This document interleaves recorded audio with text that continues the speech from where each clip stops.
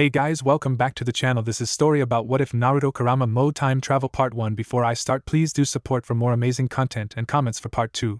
Do consider to subscribe my channel and share my video to your friends and check out the description as well. Let's start the video. Naruto was floating. He didn't know where he was or what he was doing floating around without a care in the world, but he knew one irrefutable fact. He died. That's right, he, Uzumaki Naruto, died. He couldn't fully stop Madara and Obito's plan. Not because he was killed, not because his skill wasn't up to snuff. No, he died because he overestimated his body in using Kurama's chakra. As he was about to deal the final blow using an oversized Kyuubi-powered Raisin Shuriken, his body simply shut down, allowing Obito to command the Jubi to obliterate his body in a single Imari while in midair. Naruto knew that even with his unshakable determination, there was no way to escape death. He was dead and he left his friends behind to defeat the Jubi. He believed in their success, but he knew that lives would be lost in the process. He didn't know how long he was floating around in the darkness. He tried to delve into his mindscape to see if Kurama was still there, but couldn't because he could no longer feel his partner. That thought made him sad, since that was another promise he didn't fulfill. What would you do if you were offered a chance to do it all over again? Naruto was startled when a voice spoke in his head. What would you do if you were offered a chance to do it all over again, Namikaze Uzumaki Naruto? The voice asked again. If I am given another chance to save my precious people, then I'll take it. Naruto answered without a second thought, his determination behind his voice. I see. Along with this offer, if you were offered a boon, anything from powers to a favor, what would you ask to aid you in this task? The voice asked, this time with a hint of humor. Naruto was silent as he pondered the question. What gift would he ask for? What favor would be important enough to help him? A grin appeared on his face as he answered. I would ask for Kurama and my memories of the future. The voice didn't answer for a few minutes before a bright light engulfed him. Done.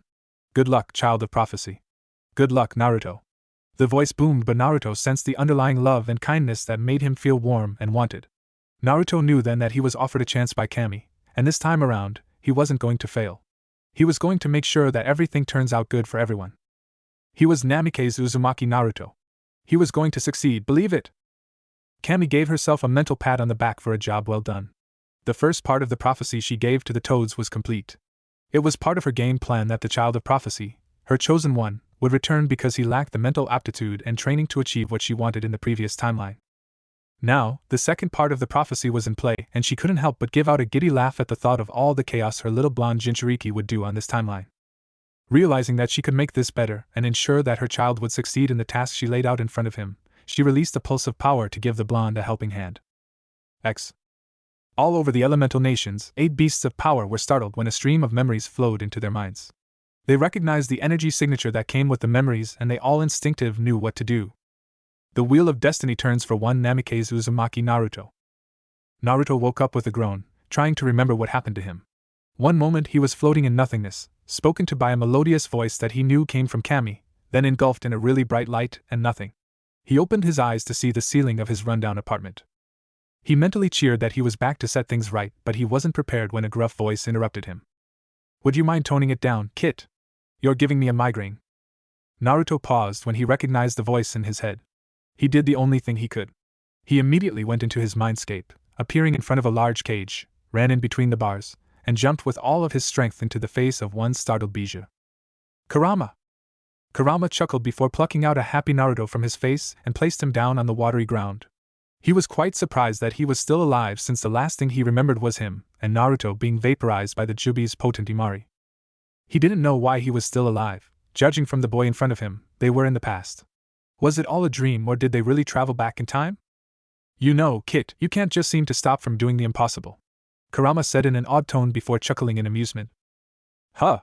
Was all Naruto said with a tilt of his head in confusion. I don't know what happened, but from the looks of it, we are back in the past. You look like a 10-year-old. The Bijou said bluntly, speculatively eyeing his partner's rather diminutive form. I think it would be safe to say that you are 10 years old, give or take a few months. Naruto gave the fox a skeptic look before looking down at his body.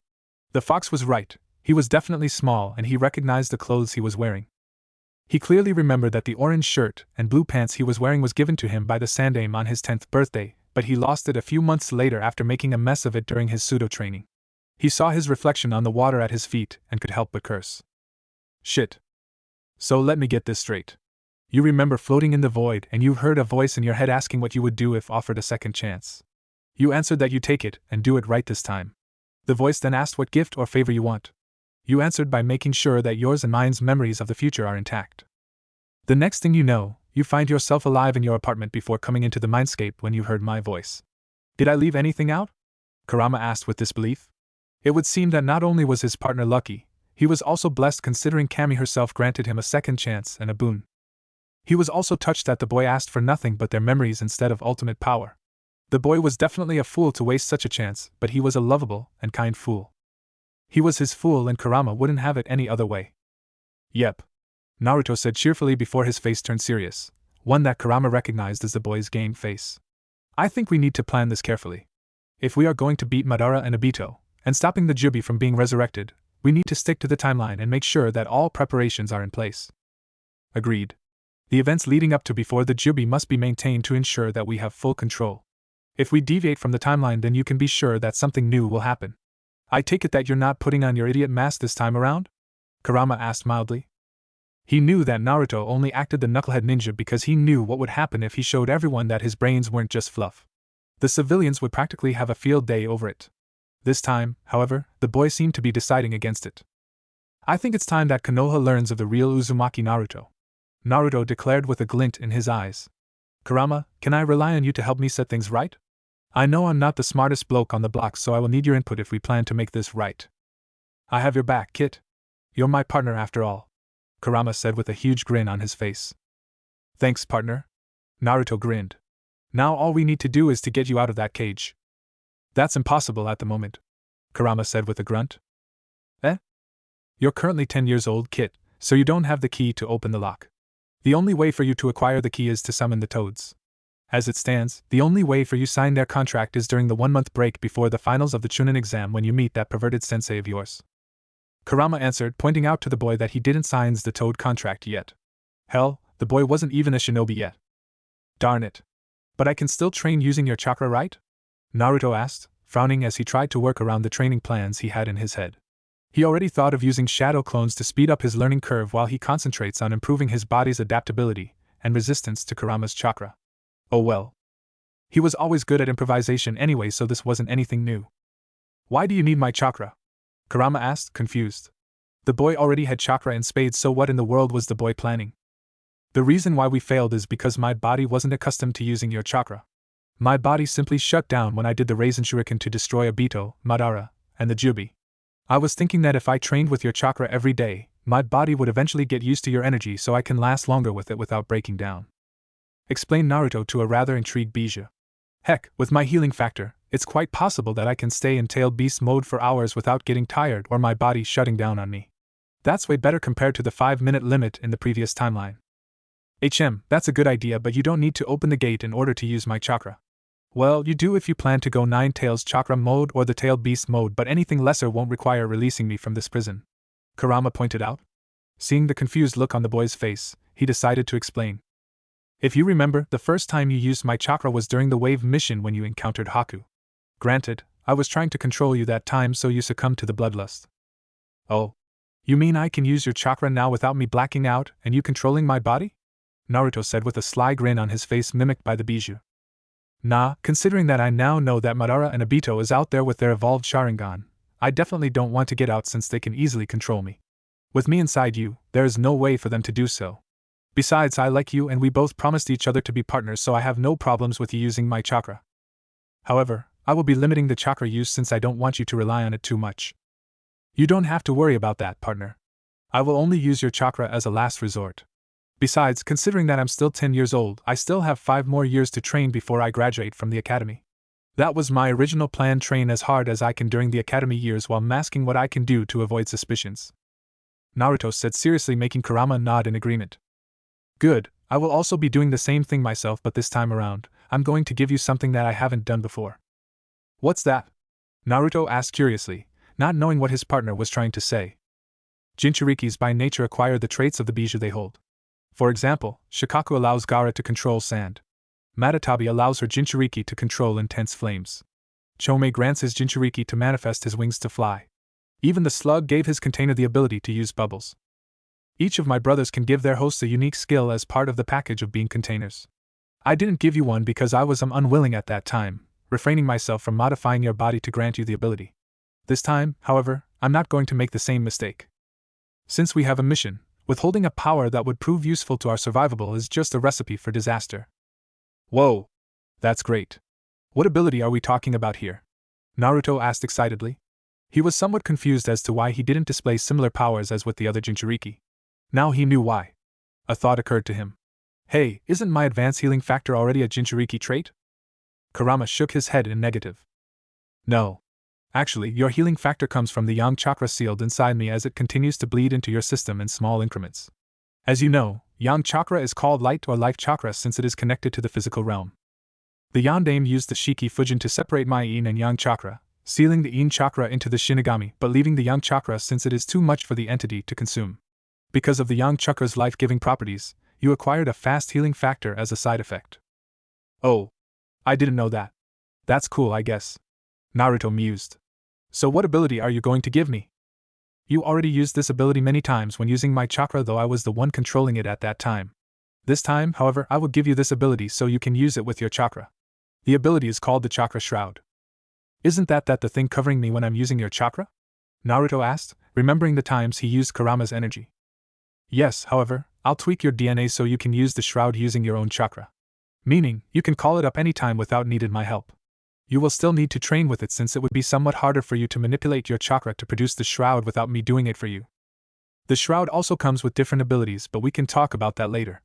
Kurama explained to an excited Naruto. Anyway, what's your plan? We might as well discuss it now since we have nothing better to do. My plan so far involves training myself, getting back the skills I have before we died. Naruto said with a frown. I can use Kagebunshin to get as much training as I could before the 5-year academy period is up. I'll also train myself in your chakra and the chakra shroud while I'm at it. This time, however, I'm not going to limit myself to Sage Mode and my Rasengan variants. If I want to bring down Madara and Obito, then I need to have a more flexible skill set to work with. Good. I think you can make use of the library beside the academy to help you with your education. I remembered Mito talking about it while I was sealed inside her.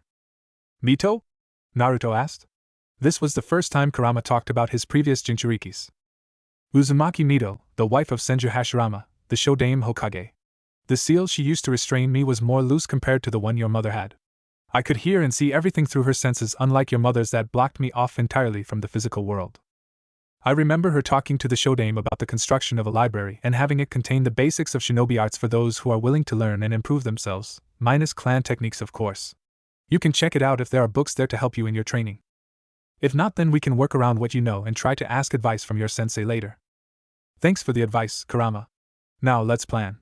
Naruto said with a determined glint in his eyes mirrored by the bijou in front of him. Naruto spent most of the day planning with Kurama and making sure that there were no holes in their strategy to avoid putting a win on Madara and Obito's plot. They both decided that no one should know of their status as time travelers since that would only complicate the timeline if that person's action deviates from the norm. However, they would nudge key people to make things more advantageous for them. The first thing they added to their to-do list was to make sure that Haku and Zabuza survives during the wave mission, Haku for being Naruto's friend and Zabuza as Haku's master and precious person. Both would be a great help to Konoha, and Naruto was sure that the Sandaime wouldn't mind adding the two to the village's shinobi ranks if he asked. The next would be Sasuke and Sakura. With his knowledge of the future, Naruto knew that both would become powerful with their innate abilities in the shinobi arts, Sasuke in ninjutsu and kenjutsu, while Sakura excelled in taijutsu and medical jutsu. Nudging the two would be complicated, but Naruto could work around that if necessary. Both were smart enough to see logic if he pointed them out. Such was the case, Naruto decided to stay as the class idiot so he would end up being in their team. Kurama was a bit hard to convince regarding Sasuke, but the bijou couldn't deny the fact that an Uchiha in their camp would make things better in the long run. In order to get this working, he needed to befriend the two during the academy and get them to train with him. Naruto knew that this would be a challenge he had no problems diving into. The Chunin exam was also important, but this time around, Naruto would make sure that his team would pass in flying colors. He also needed to prepare for Orochimaru and to make sure that the snake wouldn't be able to mark Sasuke since that was the reason why the person he considered a brother went down the dark path. He also needed to work with Jiraiya. He and Kurama realized that they needed to reveal what they know to the Toad Sage in order to access the key to release Kurama from the seal and giving Naruto the ability to access QB Chakra mode and Tailed Beast mode. Thankfully, because of him and Kurama's partnership, he could go up to 7 tails without succumbing to the bloodlust. Speaking of the snake, Naruto would make sure that the Sandaime survives the invasion. Since there was no way to stop it without revealing his knowledge of the future, he would have to prepare so he could bail out his surrogate grandfather before he ended up doing the Shiki Fujin and sacrificing his life just to get rid of Orochimaru's arms. He also needed to deal with Gaara, but he was sure that he could get it done easily thanks to his partnership with Kurama and knowing the boy's weakness and breaking him out of Shikaku's grip. He was playing with the idea of possibly recruiting Jiraiya to make a better seal for Gaara to minimize Shikaku's influence so his Jinchuriki brother could sleep. He didn't need to plan for Tsunade since, if his assumption was correct, the Sandane would still bring her back as the Godame since he was getting too old to keep his position. He was way due for a retirement, after all. Naruto and Kurama decided to end their planning for now since they had too much on their plate at the moment. If there was one thing both learned during the battle in the future, having too much in their mind would just cause them to miss important details that would give them a headache in the long run. Naruto woke up sometime around dawn.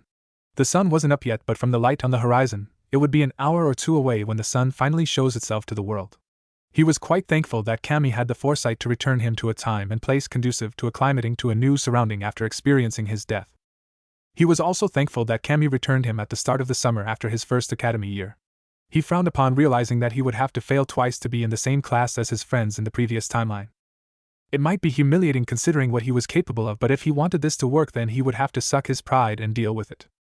Since it was already morning, he decided to take a bath and grab something to eat before his training, which ended up being ramen since he didn't have anything in stock for a healthy meal. That was one of the things he needed to change. Ramen was good and all, but it ended up stunting his growth and power. If he wanted to excel in his training, he needed to eat well and eat right.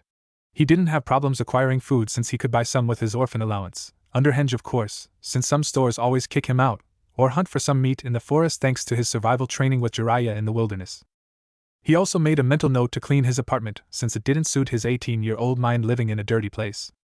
His morning routine done, Naruto exited his apartment and ran all the way to a secret training ground he knew behind the Hokage monument. Since he wanted to hide his training, then the usual grounds were off limits until he became genin. Of course, training ground 7 was off limits even if he wanted to go there. While running, Naruto noticed that he was a bit clumsy with his movements. That's because your 18-year-old mind is not used to your 10-year-old body. This is the reason why you need to train so you can move like you used to, Kurama told him while relaxing behind his cage. I thought as much, Naruto replied. Anyway, we're here. Not much to work with if you asked me, Kurama noted as he used his connection with Naruto to see through the boy's eyes. Naruto's secret training ground was a simple forest clearing behind the Hokage monument. It was quite a distance from the village, so it was hidden and he could train in peace. Thankfully, there were plenty of trees and a small river for chakra control exercises, and some boulders for strength and taijutsu training. All in all, it was enough to help the boy get things started. So what are you going to work on first? I'll work on my coordination first. Physical exercise and doing some laps would be a great way to get back the control I have on my body.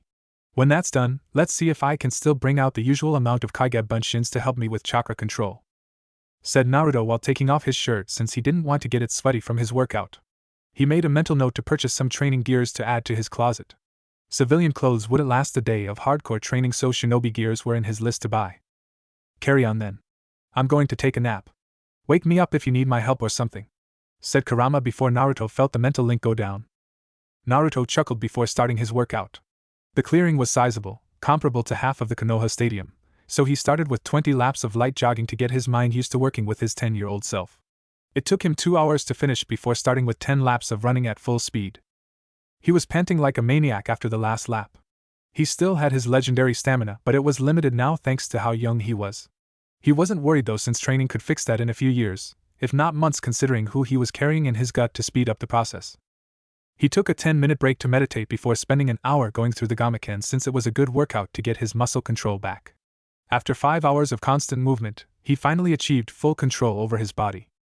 He was sad that he lost his previous power and speed, vowing to continue his training to reach his previous strength, and then some since he had an early start.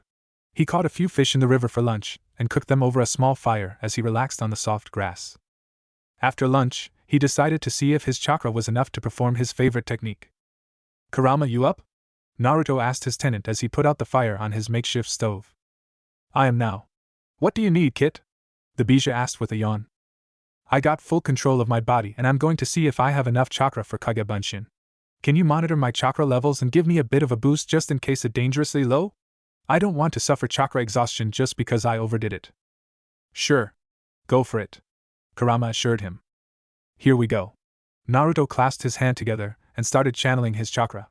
Nothing happened at first before waves of blue energy escaped his body, forming a small shroud around him, not noticing that the shroud was taking on a fox-like appearance. Kurama noticed it but decided against informing his host for now. What's the verdict? You have a fifth of the chakra reserve you had from your future self. If what I sensed is correct, you have slightly below when you first did the Kage Bunshin against Mizuki. Check your control over your chakra before performing the jutsu. Kurama suggested as he continued to observing Naruto's chakra from within, ready to replenish just in case the boy overdid it. Gotcha. Naruto agreed before bringing his chakra under control. He walked over to a tree and placed a foot on the trunk as he channeled his chakra to make it stick. He tested it a few times until he found the right amount for the exercise. He decided to walk instead of running up the tree, unlike the first time he was taught by Kakashi-sensei. He wobbled a bit as he felt his control slip from time to time, but he got it under control quickly so he didn't fall. He walked up and down a few times until he was confident that he had average control over his chakra. He'll have his clones work on the exercise later to fully master it again. Now let's see how many clones I can bring out, said Naruto as he made the hand sign for his trademark jutsu. Kage Bunshin no Jutsu. Smoke materialized around him before dispersing to reveal 50 smirking clones. What's the damage? Naruto asked his partner, panting slightly from the effort of the technique and controlling his chakra. He definitely need to master tree climbing and water walking again if he wanted his proficiency with the technique to return. 50% chakra loss, but I'm already refilling it now as we speak. I noticed that refilling is slow compared to when the seal was unlocked, but we can get by. Kurama reported, sending his chakra out in increments towards Naruto's coils to replenish the blonde's reserves without damaging his body. Great. It worked then. I was aiming for something lower, but I guess this is good enough with what control I have over my chakra. Naruto mused before turning to his expectant clones. Alright guys, time to get our chakra control up. Half of you pick a tree and start climbing using chakra until you run out, while the rest of you trying out water walking. Let's get to it, boys. Hi! The clones shouted before going to their respective tasks. Naruto could help but be amused at their antics before joining the tree climbing clones. Naruto used the 3 months of break from the academy to train himself physically. He took a page out of Rock Lee's book and used weights to augment his strength and speed. Kurama assured him that using weights early wouldn't hinder his growth since his healing factor would take care of it. Trusting his partner, Naruto used henge to disguise himself and bought 2 pairs of weights, one for his hands and the other for his legs. This way, he was training his upper and lower body at the same time, getting twice the results he aimed for. He also purchased kunais and shurikens with what's left of his allowance since he needed to work on his accuracy as well.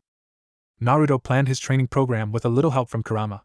Morning would be for strength and speed training, first half of the afternoon for his accuracy with kunai and shuriken, and followed by Rasengan training. Of course, his clones worked overtime in chakra control to supplement the relearning of his father's signature move. This time, however, Naruto decided to retrain himself with the Rasengan without a clone to help him produce the correct shape transformation. Since he wasn't on a time limit, he trained himself with each step of the Rasengan until he could do it in less than a minute, and later tried to bring it out instantly if possible. He didn't worry about the latter though, since he won't be going to battle anytime soon. Kurama pointed out, much to Naruto's delight, that the steps of the Rasengan were chakra control exercise all by itself since it was purely shape transformation. The first step was controlling and manipulating his chakra to produce different rotations within the space of his palm. The second step was controlling his chakra to produce the optimal power for the jutsu. The third step was using every focus and control he had to produce a dense coat of chakra around the spinning construct, thus completing the Rasengan. With this discovery, Naruto's determination to master the technique shot through the roof since he now had another reason to get his father's jutsu mastered. Naruto stood in the center of the clearing, his eyes closed and hands relaxed on his side. He was currently in a cocoon of potent red chakra that formed the shape of a fox, with the ears and tail being the most prominent feature. He grunted as his body twitched when a second tail started to form beside the first one. However, before it could fully take shape, the shroud dissipated before Naruto fell kneeling on the ground, gasping for air. That was hard, murmured Naruto as he panted. He had no problem controlling Kurama's chakra in one-tail mode. However, going into two tails was another matter. He was thankful that he and Kurama were in sync, or the bloodlust would end up controlling him. As it was, it took all of his focus and willpower to manifest the second tail while controlling the raging inferno that was Abiju's potent energy. It was difficult. Despite not being able to go into two tails, you still did good, kid. Kurama quipped from behind his cage, his voice sounding pleased at the result of the boy's training. At Kurama's prompting during the second month of his training, Naruto started training with the Biju's chakra so his body would adapt to it.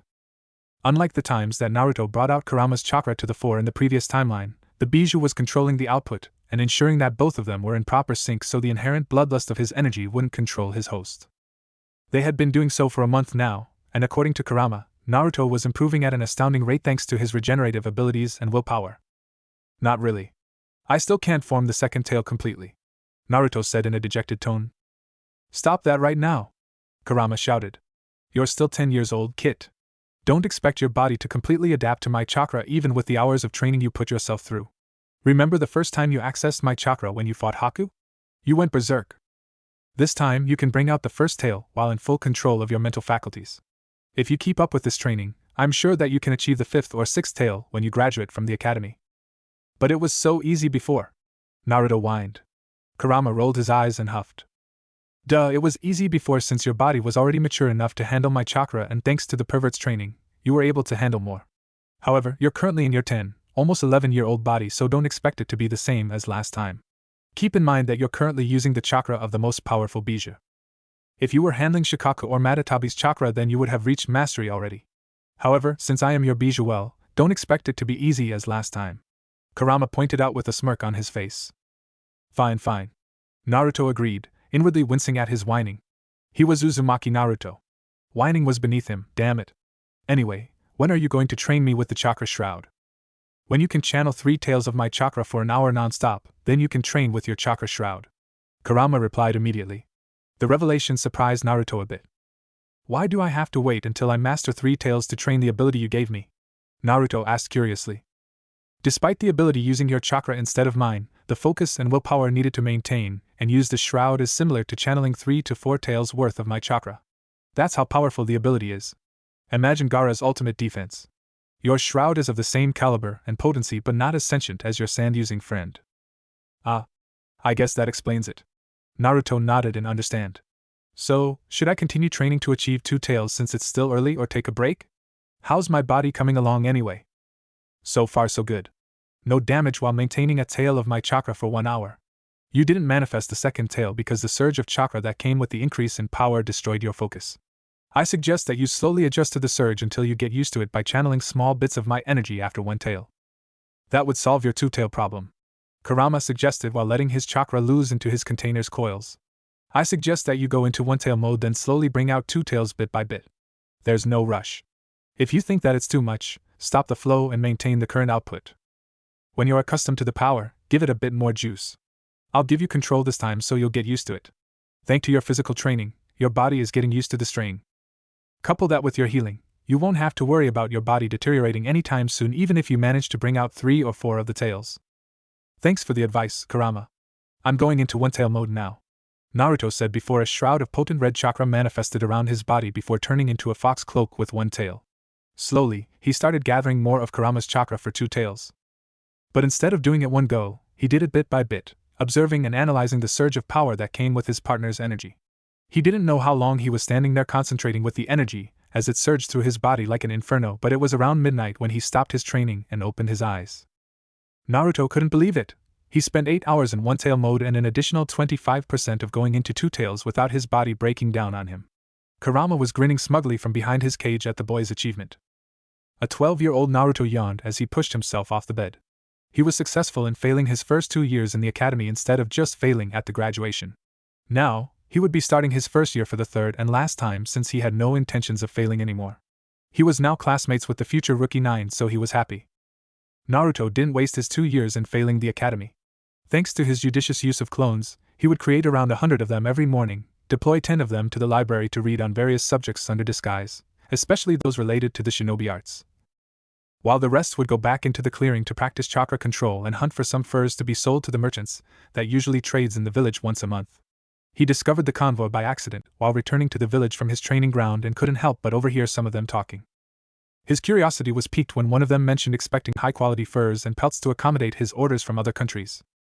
Since he needed money for the necessities, Naruto decided to learn the fine art of hunting. He already knew how to hunt, but skinning the animals for their fur and pelt was alien to him. Thankfully, one of his clones was able to find a book on that in the library, so all he needed to do was practice. He screwed up a dozen of times before he was able to do it perfectly. It helped that channeling chakra through a kunai made it so that slicing through the skin was as easy as letting a hot knife cut through butter. He made a killing in selling furs once a month, but he spaced that out since he didn't want to depopulate the surrounding forest of Konoha of its wildlife. He needed money, but he wasn't that greedy to wipe them all out in one swoop. It also helped that the furs he sold were of high quality, since most of them were from the predators in the Forest of Death. Not only were the furs huge and perfect quality, they were quite durable as well. The merchants were praising him for such items, though he didn't tell them where he got the furs since he didn't want his activities to reach the Hokage. After 2 years, Naruto could safely say that he was a veritable knowledge of civilian knowledge and on the basics of the shinobi arts. He didn't know that reading was quite fulfilling and knowledge was useful for the mundane things. He was able to improve his apartment by doing repairs thanks to learning from a carpentry book, improving his plants and herbs from an apothecary book, hunting, and so on. He was now familiar with the basics of the different shinobi arts, and helped him plan out his future training if he wanted to be stronger for the challenges ahead. He noted that he was not interested in kenjutsu and genjutsu, the latter of which was the amount of chakra in his body that it was impossible to achieve perfect control over it, and the former for not having the right weapon. He learned some tips to improve his taijutsu that greatly enhanced his command over Gamekin. Ninjutsu interested him very much, and the various books he read on the subject opened up the idea of possibly creating techniques of his own, since it was rare to find wind jutsus in Konoha. Being a wind-natured shinobi, his option was to go to Suna and barter a wind jutsu or two if he had something good enough of equal value to trade or come up with his own techniques. He chose the latter, which started his intense study on jutsu creation theory and nature transformation. He didn't have any new jutsus in his arsenal as of yet, but he decided to stick with the basics so he wouldn't encounter any problems later. After taking a bath, he donned a pair of black cargo pants, dark blue muscle shirt, and a pair of shinobi sandals. He knew that he was deviating from his usual orange jumpsuit, but he didn't care. Sure, he loved orange, but his death practically changed his mindset. He didn't know why he persisted in wearing a jumpsuit that screamed, "Hit me, I'm here," every time he went out on a mission outside the village. He shook his head at the thought before making the usual batch of clones for his daily training and studies. He made a healthy breakfast of eggs, rice, and meat, and topped it off with a glass of orange juice fresh from the forest. He found a bunch of fruit trees a few kilometers outside the village walls and made it a point to take care of them, since fresh fruits were a welcome part of his healthy diet without having to buy it from the hateful villagers. He settled down to eat his breakfast as his thoughts whirled on seeing his friends again. It would be weird to see them as 12-year-olds, though he immediately squashed that thought since he was the same age as them.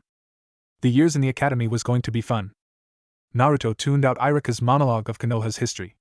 Instead, he was busy thinking about the rest of the Rookie 9, and what he needed to do to make sure that the future where he died and wouldn't come to pass. It was then that Naruto realized that aside from him, Sasuke, and Sakura, the rest of the Rookie 9 played a minor hand in things to come, more so at their current age. However, they would be a great help if they became stronger than they were in the previous timeline. Instead of focusing on all of them, Naruto decided to stick to his team since the rest could be molded by their respective senseis. For now, he needed to decide what to do with Sasuke and Sakura. Naruto turned his head to look at the last loyal Uchiha of Konoha. The Uchiha massacre definitely scarred his soon-to-be brother and best friend. Thanks to Itachi's Tsukiyomi, Sasuke traveled the path of destruction just because his older brother wanted to die by his hand. However, Naruto couldn't deny the fact that Sasuke became stronger because of it, though he was sure that Sasuke would be stronger if given the right advice and incentive. Naruto couldn't help but compare Team 7 to the Sannin. Team 7 was definitely similar to Jiraiya, Tsunade, and Orochimaru. Of course, Naruto as the Toad Summoner was Jiraiya. Sakura with her perfect chakra control and talent in medical techniques was Tsunade. Sasuke turning traitor because of a traumatizing event was Orochimaru's counterpart. Naruto knew that if he wanted to improve Team 7, then he would have to start early if he wanted things to work in his favor. Naruto was now in his second year in the Konoha Academy with the rest of the Rookie 9. Since he wasn't acting like an idiot this time, much to the shock of Iruka and the rest of the teachers, he made a lot of friends who treated him as part of the group. He didn't bother with the civilian-born children since they were already brainwashed by their parents to stay away from him. However, the clan heirs were a different matter entirely, since Naruto knew that the shinobi clans honored the Yandame's wish. The blonde Jinchuriki realized that because of this change in attitude compared in the previous timeline, people treated him differently, like Sakura was no longer using his head as a training dummy and Sasuke no longer treating him like a brain-dead idiot. In the previous timeline, this was a normal occurrence since he was so starved for attention that he considered Sakura to be his soul mate and always kept pestering her for a date. This action practically pushed Sakura away from him and was one of the reasons why Team 7 started out so bad. This time, however, he was simply friends with Sakura and conversed with her without getting in her way of showing her affections to her Sasuke-clan. He was also making some great strides with Sasuke. The boy was already his brooding self, but Naruto already expected that. However, He knew how to push Sasuke's buttons to open up to him. After their first taijutsu spar, which Naruto was lucky to be paired off with Sasuke, the blonde gave the lone Uchiha a workout he would never forget. He let the Uchiha win by a point. This resulted in the two of them bonding through their fists, so to speak. Naruto knew that it wouldn't be long before he and Sasuke would end up training together, and he was hoping to get Sakura included in their program to get Team 7 started. Speaking of Team 7, Naruto decided that acting dumb and becoming the dope of his class would be detrimental to his relationship with his teammates. Sasuke and Sakura were considered prodigies in their own right. Sasuke was talented in the shinobi arts, and his mindset made it possible for him to learn faster than your average shinobi. Sakura was similar. Her prodigious mind made it possible for her to learn things faster despite coming from a civilian stock. If he wanted to bond with the two, then he needed them to see that he wasn't a dead weight. Naruto was currently munching on an onigiri he made with Sakura while watching their friend practicing his family's trademark jutsu, the Grand Fireball.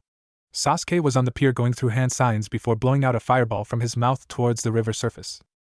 Basing from his memories of Sasuke doing the technique during their battle in the Valley of the End, it came out a tad weak. Sasuke did it 2 more times before Naruto finally decided to interrupt. "Yo, Sasuke. Can I ask you something about the jutsu?" Naruto asked while looking at the steam rising out of the water where Sasuke's fireball hit. "What do you want to know?" Sasuke asked with a raised eyebrow. Naruto couldn't help but give himself a mental pat on the back for a job well done. Their daily spars and talking to each other practically pushed the brooding boy out of his shell. He now saw people as they were instead of treating them as inferiors. Heck, he was talking to his #1 fangirl and treating her as a person, with Sakura extending the same courtesy thanks to Naruto pointing out to her that Sasuke wouldn't respect her if he kept acting like a fangirl. Of course, Sakura believed him since Sasuke nodded in agreement. "I noticed that your fireball looks a bit small compared to some of the shinobi I saw doing the same jutsu," Naruto pointed out, making Sasuke fume. "I'm not weak," he snapped at the blonde. "I didn't say you were," Naruto snapped back before a thoughtful look crossed his face. "I didn't say that to belittle you, Sasuke, but I overheard a Jounin sensei teaching his team the same technique." This was a lie, of course, since he was basing the observation on his knowledge of the future, and what he learned from many books he read in the academy. Sasuke calmed down when he heard this. "What did he say about it?" Sasuke asked as he plopped down beside Sakura before grabbing an onigiri and taking a bite. He inwardly praised the blonde for his excellent cooking. He was getting tired cooking food on his own that came out average. Naruto was really a good cook and was more than happy to share his lunch with them every day. He wondered if Naruto knew a recipe or two on tomatoes. Tomatoes drool. Well, according to the Jounin sensei, the Gokkaku no Jutsu is a C-rank short-range fire jutsu that usually comes out as a ball of fire or like a flamethrower depending on how you mold your chakra. He even demonstrated it, and it really came out like a giant fireball. "Yours looked like a fireball, but I noticed that you lacked a bit of control with your chakra since it didn't look that solid." "And?" Sasuke urged, looking intrigued at what the blonde was saying. "When his team demonstrated it, it came out the same way, though theirs were quite weak compared to yours," Naruto informed Sasuke, who smirked. No matter what he did, Sasuke still had his superiority complex, but he was working on it. The sensei then informed his team that if they want to be successful in the technique, or any technique for that matter, they needed to properly control their chakra. "Let me ask you this, what chakra control exercises have you mastered so far?" Leaf sticking and leaf floating. "You know that already since we were practically taught that at the same time," Sasuke said with a grunt before swallowing half of the onigiri whole and chewing on it. "Sasuke-kun is right, Naruto. Are you saying that there are other chakra control exercises out there?" asked Sakura, curiosity in her voice. Naruto inwardly grinned while Kurama was giving him a thumbs up for a job well done. It would seem that they would be training together pretty soon. "I think both of you know that I frequent the library, right?" Naruto asked, causing Sakura and Sasuke roll their eyes before nodding. Both of them knew that Naruto was a bookworm, more so than Sakura. "Well, last year, I read a scroll on advanced chakra control exercises and gave them a try. Took me a year to get the both down, but I was able to do so." "What exercises are those?" Sasuke asked eagerly. Naruto chuckled. Sasuke might have his faults, but he was a training nut to the extreme. Not as extreme as Guy and Lee, though. "Tree climbing and water walking," Naruto answered calmly. This surprised the two since they had no idea what the blonde was talking about. "I take it that both of you don't know what I'm talking about." Both shook their heads in negative, though their curiosity was now at an all-time high. "Here, let me demonstrate." Naruto stood up and walked towards the lone tree beside the river that was their usual hangout these days. He wasn't worried about people seeing him since no one was around at this time of the day. The area was part of the Uchiha district, and not many ventured into the dead clan's territory without their hairs standing on end because of the massacre that happened years ago. This is the tree climbing exercise, Naruto said as he walked up the trunk of the tree easily, defying gravity in the process, and onto a branch with his feet alone. He couldn't help but chuckle at the dumbstruck look the two below were giving him. According to the book, this chakra control exercise requires a small amount of chakra to be channeled to a solid surface for your foot to stick. Too much chakra, then you'll get blown off and fall. Less chakra won't make your foot stick at all. The book said that if you master this exercise, then you won't have any trouble learning any jutsu. Channeling chakra to the soles of your feet is difficult since there are no tenketsus there to facilitate chakra release. If you can successfully control your chakra and release it there, then technically, you can release chakra in other parts of your body and always be in control. Naruto then jumped off the branch to land on the surface of the water with a small splash. The two were now looking at him in disbelief as he stood on top of the water easily. This is the water walking exercise. This exercise uses the same principle as tree climbing, but you're required to channel more chakra below the water surface to act as stilts to keep you afloat. Another variation is to create a solid platform of water using your chakra, but that depends on your preference than an actual rule. This is more taxing than tree climbing because of two factors. 1. You need more chakra to pull this off. The deeper the water, the more chakra is needed to stay afloat. And 2. Since water is always in motion, you are required to adjust the flow of chakra to maintain your balance. Naruto explained as he calmly walked to his friends before sitting down in front of them. If you follow the Jounin's advice to his team, then learning these two exercises would boost your chakra control to manipulate your technique to be smaller or even manipulate it to a degree on how you want it to come out. The two didn't say anything, but the pleading look on their eyes said it all. I take it you want me to teach you both? Naruto asked mildly as he reached for the last onigiri on the box. He already knew what they were thinking and he could practically see the excitement bleeding from their pores. The grin on Sasuke and Sakura's face would make Lee and guys look tame. That was the day that Naruto, Sakura, and Sasuke started training together, the unofficial formation of Team 7. The latter didn't know why, but they seemed to click with Naruto, treating him like a confidant, a teammate. Naruto, however, knew the reason why since the three of them had this bond in the previous timeline. It just took a different catalyst, but it still happened. However, the blonde knew that this bond would be better than the last one. No one was going to turn traitor this time around, he was sure of that.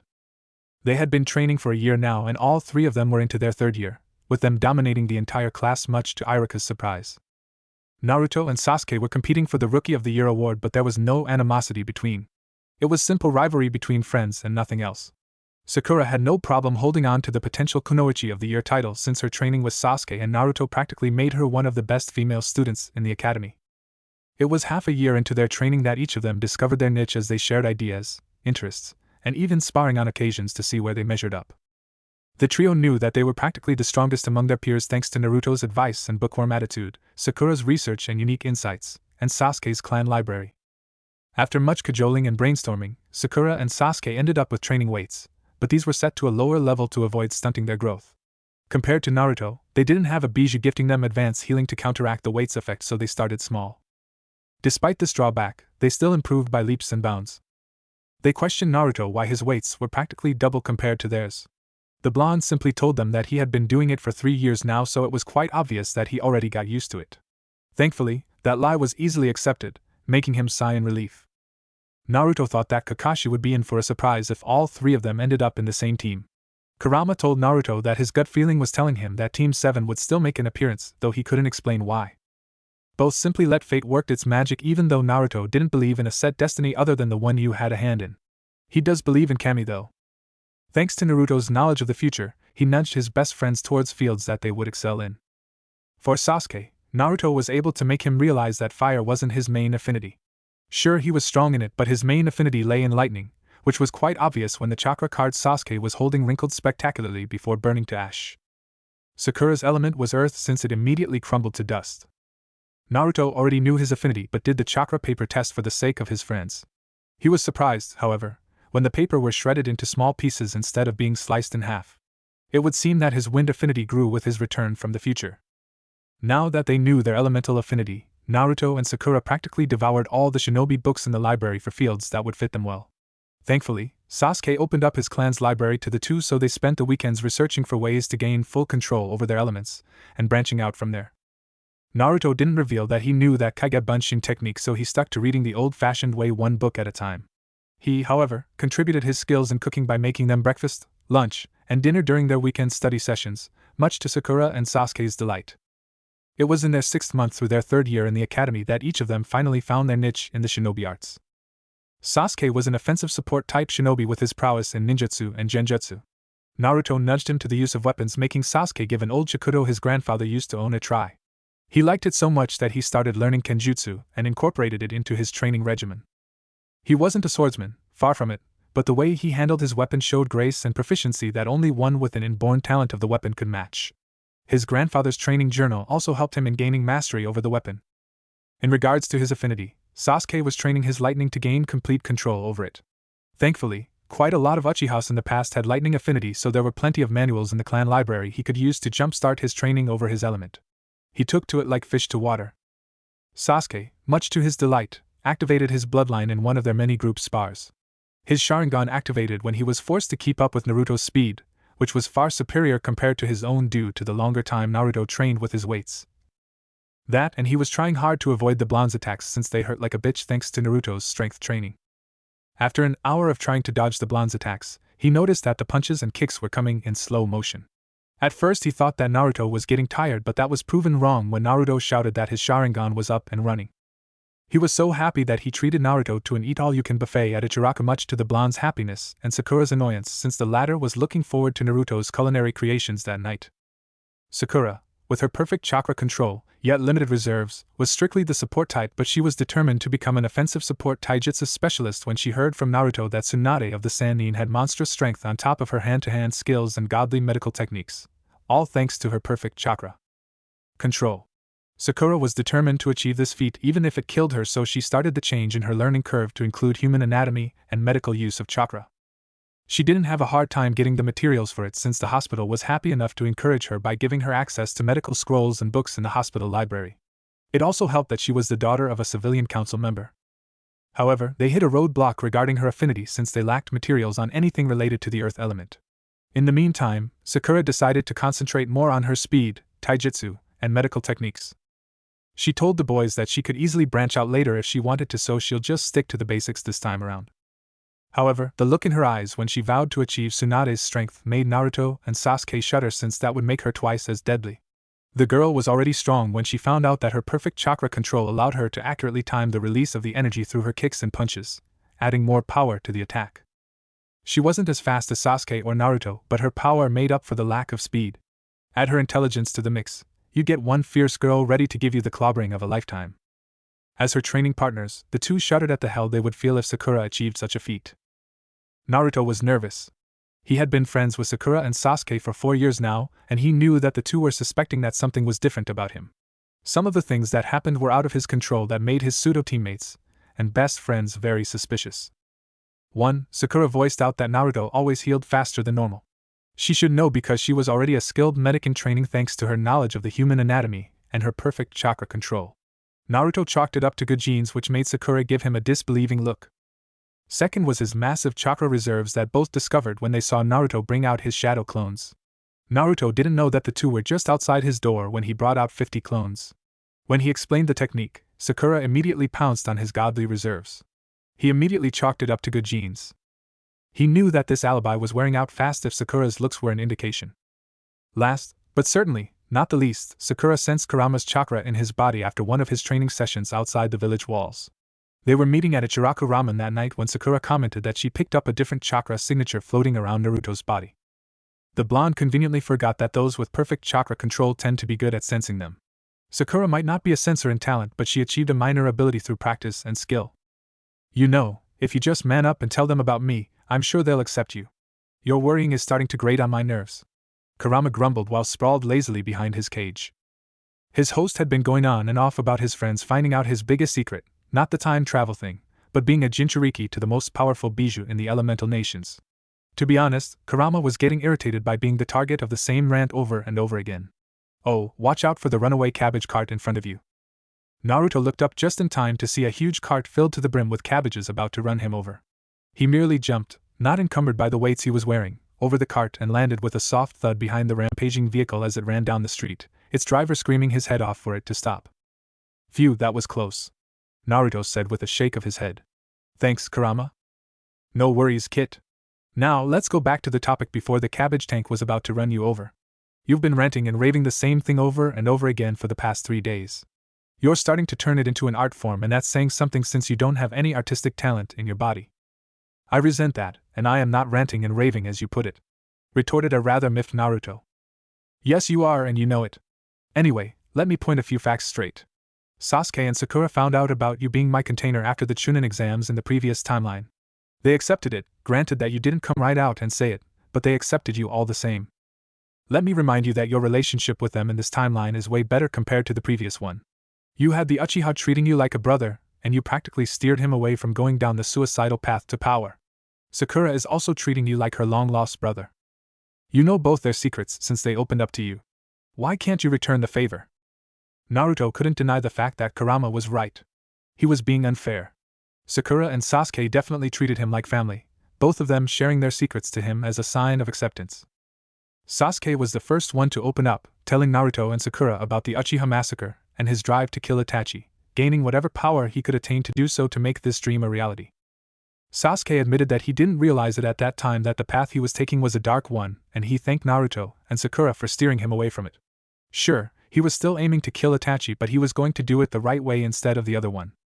This time, he was gaining power the right way for the right reasons, and Naruto couldn't help but be proud of his brother in all but blood with that statement. Sakura also had her own secrets to tell. She admitted that she was bullied as a child and her family wasn't what people made it out to be. Her mother was a part of the civilian council and really opposed the idea of her being a shinobi despite showing her support on the outside and telling people that she was proud of her daughter to Sakura's disgust. The only reason why she attended the academy was because of her mother wanting her to impress the last Uchiha, get married, and gain the prestige that came with the name of the near-extinct clan. Of course, Naruto and Sasuke were surprised at that, the latter telling Sakura that he was glad that she opened up and told them the truth. She assured that too that she no longer had such aspirations since she now viewed Sasuke as an annoying brother who needed to be taught how to have fun. The last Uchiha bristled at that remark, but the twinkle in his eyes spoke volumes that he was happy to be treated as such. Sakura also told them that her mother wanted her to avoid Naruto at all costs since he was supposed to be a demon. She believed it at first but changed her mind upon seeing the real Naruto behind the lies of the villagers, and her belief was further cemented when the blonde did everything in his power to train her to become a kunoichi Konoha could be proud of. I guess you're right.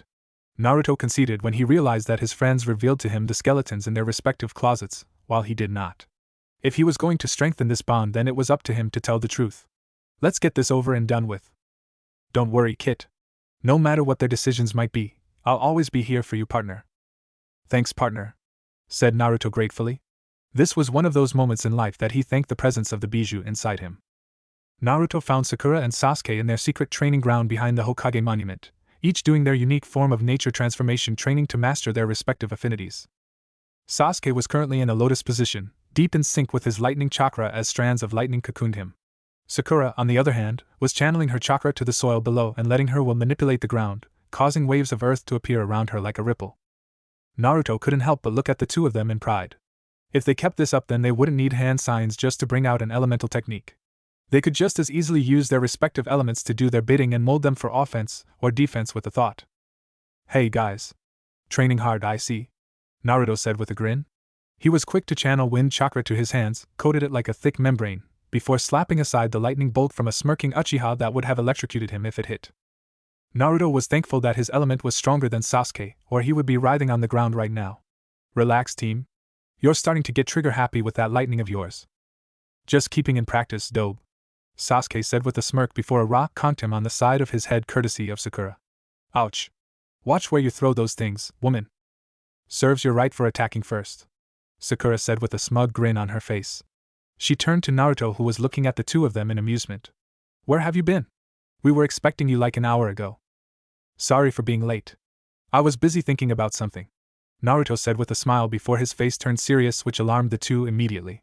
They knew that Naruto was not his usual jovial self. What's wrong, Naruto? Asked Sasuke with a hint of concern in his voice, which he didn't show to anyone outside their group. I think it's time for us to talk, Naruto declared solemnly. The wave of comfort he felt coming from Kurama was the only reason he didn't bolt right now. About what? Asked Sakura with a confused tilt of her head. My secret, Naruto said as he sat in front of the two who was giving him their undivided attention. I think it would be safe to say that both of you are curious about me, especially with the stuff Sakura observed about my abilities? Both nodded, but it was Sakura who spoke. What brought this on, Naruto? You know that we would never force you to reveal your secret if you don't want to, she said with conviction. With Sasuke nodded in agreement.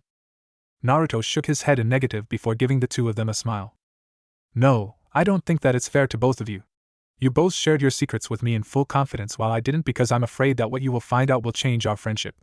I no longer treat you both as friends or best friend. Both of you are my family now, Sasuke as a brother and you, Sakura, as a sister. However, if I want this bond to work, then it would be best for you both to know the truth. The two didn't say anything, but Sakura's eyes were tearing up. Sasuke was wearing his stoic mask, but Naruto knew that the teen was holding his emotions in a tight grip. My secret is not just your average family secret. In fact, this is a village-wide secret. The Sandaime made sure that no one would know of this by classing it as an S-rank secret punishable by death. There are only 2 people in the village that can say it without the punishment taking hold: the Sandaime and me. What's this secret that it would mean death if someone blabbed? Sasuke asked, very curious now, though he was worried since an S-rank secret was a serious thing. My secret started on my birthday, the night of the Kyuubi attack. I think we both know what happened that night, right? It's discussed in history class, after all. The two nodded. However, that is not the whole truth. You see, the Kyuubi is a force of nature, and there is nothing man can do to beat it. You got that right. I'm not an IT, I'm a him. Not now, Kurama. Naruto chided his tenant. Anyway, to make the long story short, the Yondaime didn't kill Kyuubi. He sealed it in a baby. Tell me, Sakura, when did the Kyuubi attack? October 10th. Sakura answered immediately. And when is my birthday? Naruto asked rhetorically. Everyone knows your birthday is October, Sakura trailed off, finally connecting the dots. From Sasuke's paling face, it was quite obvious that he got it too. The Yondaime sealed the Kyuubi inside you, didn't he? Naruto nodded, looking down on his lap, waiting for the name calling to start. His eyes were tearing up, but he refused to show weakness even in front of his friends who might not be there for long. However, he was surprised when a pair of arms wrapped around his neck before he was tugged forward into Sakura's chest for a tight hug. Naruto was bewildered by her reaction. Oh, Naruto. Sakura wailed, tears now flowing down her face. No wonder the village hated you. No wonder Mom told me to stay away from you. It's not fair. You're not the Kyuubi. You're Uzumaki Naruto. Damn right he isn't. Sakura Naruto started, but Sakura had other ideas. Shush. Admonished the girl as she continued to hug Naruto, whose tears were leaking now. Sakura ended the hug and looked at the blonde in the eye. Is this the reason why you're afraid of telling us? That we might think of you as the Kyuubi and leave you? Naruto didn't say anything but nodded all the same. Baka! Sakura screamed as loudly as she could, making Naruto's ears ring from the pitch. You're not the Kyuubi. You will always be Uzumaki Naruto, my surrogate brother. I'm sure Sasuke feels the same way, right, Sasuke-kun? Both looked at said boy, who now had tears falling down his face. He didn't say anything, simply nodding in agreement to Sakura's words before scooting over and giving the two a tight hug. All three were crying now, not sad tears, but happy tears, tears of acceptance. They might be not related by blood, but it was quite obvious that they were related in adversity. It was at that point on that the trio's bond solidified that nothing could break. It took half an hour for the trio to compose themselves. Naruto and Sasuke were grinning while Sakura had a soft smile on her face. I guess all of our secrets are out now, said Sakura before giving Naruto a look. No more secrets from you, Naruto-kun. From what we've been through, our camaraderie together, being a Jinchuriki is not a sufficient reason to forget our bonds with each other. What's a Jinchuriki? Asked a confused Sasuke. Naruto answered him. A Jinchuriki means power of human sacrifice. It is a term used for people like me who has a bijou inside them. The blonde explained before giving Sakura a questioning look. Where did you get the term anyway? I read the Konoha library from top to bottom, and I'm sure that the word is never mentioned there even once. As far as I'm concerned, the Sandaime made the word a taboo when he enacted the S-rank secret. Sakura gave Naruto a smug look before pointing at Sasuke as if blaming the boy for her knowing the secret. Sasuke gave her a surprised look. What? This is the first time I heard of the word. I know that you didn't get it from me. The Uchiha heir defended himself. I didn't say I got it from your baka. I got it from your clan library, said a rather smug Sakura. Now this revelation surprised the two boys. When Sasuke gave us access to his clan's library, I researched the Sharingan so I can help him unlock it. This got a thankful nod from the boy. Anyway, I came across a record of swords from your grandfather, I think. It recorded those who carried a bijou inside them. As far as the record goes, Kumo has 2 Jinchurikis, for the Nibi and Hachibi. Takigagure has the Nanabi. Kirigakyu no Sato has the Sanbai and Rokubi. Iwa has the Yambi and Gobi, and Konoha has the Kyuubi. She looked at Naruto, who was looking at her in admiration. She inwardly preened. Did you know that it was also an Uzumaki who held the kyubi during the time of the Shodaime? Naruto nodded in affirmative. Actually, according to the lore, only an Uzumaki could safely hold the kyubi because of its potent chakra. The Uzumakis have a potent life force, ensuring that their energies could negate the kyubis during and after the sealing. The first holder of the kyubi was Uzumaki Mido, the wife of the Shodaime. The next was Uzumaki Kushina. Naruto controlled himself to avoid the sadness showing on his face due to the mention of her mother's name. I'm the third. So do you know this Uzumaki Kushina? Asked Sasuke, who had a speculative look on his face. As far as I'm concerned, she should still be alive if what you said is true. Which reminds me, how in the world did Kyubi get out from Uzumaki Kushina anyway? Sakura noticed the constipated look on Naruto's face, and her prodigious mind made the connection again. She was your mother, right? Sakura whispered, but it was clear that Sasuke and Naruto heard since both had their own reaction to that. Sasuke in shock while Naruto had a sad look on his face before letting out a breath. Yes, according to the stories, Uzumaki Kushina, my mother, just finished giving birth to me when the kyubi escaped. However, he was interrupted from his story when Kurama spoke in his head. Kid, bring both of them into your mindscape, I'll explain everything. I think it's time for both of your friends to learn the truth, especially Sasuke since he is connected to this. What? You're going to tell him that we came from the future? No. I'm going to tell them truth about what happened during the time of the Shodaime, and when I was sealed inside you. They needed to know for our mission is to be successful. Fine, how do I do that? I'll take care of it. Touch their foreheads and I'll do the rest. Sakura noted the glazed look in Naruto's eyes and immediately realized that the Bijou was talking to his surrogate brother. She wasn't worried because Naruto wouldn't let anything harm him, or them for that matter. Besides, she was very curious about Naruto's relationship with the all-powerful Kyubi, and was already coming up with questions to settle her excitement. You're talking to the Kyubi, aren't you? She asked immediately while Sasuke gave her a dumbfounded look.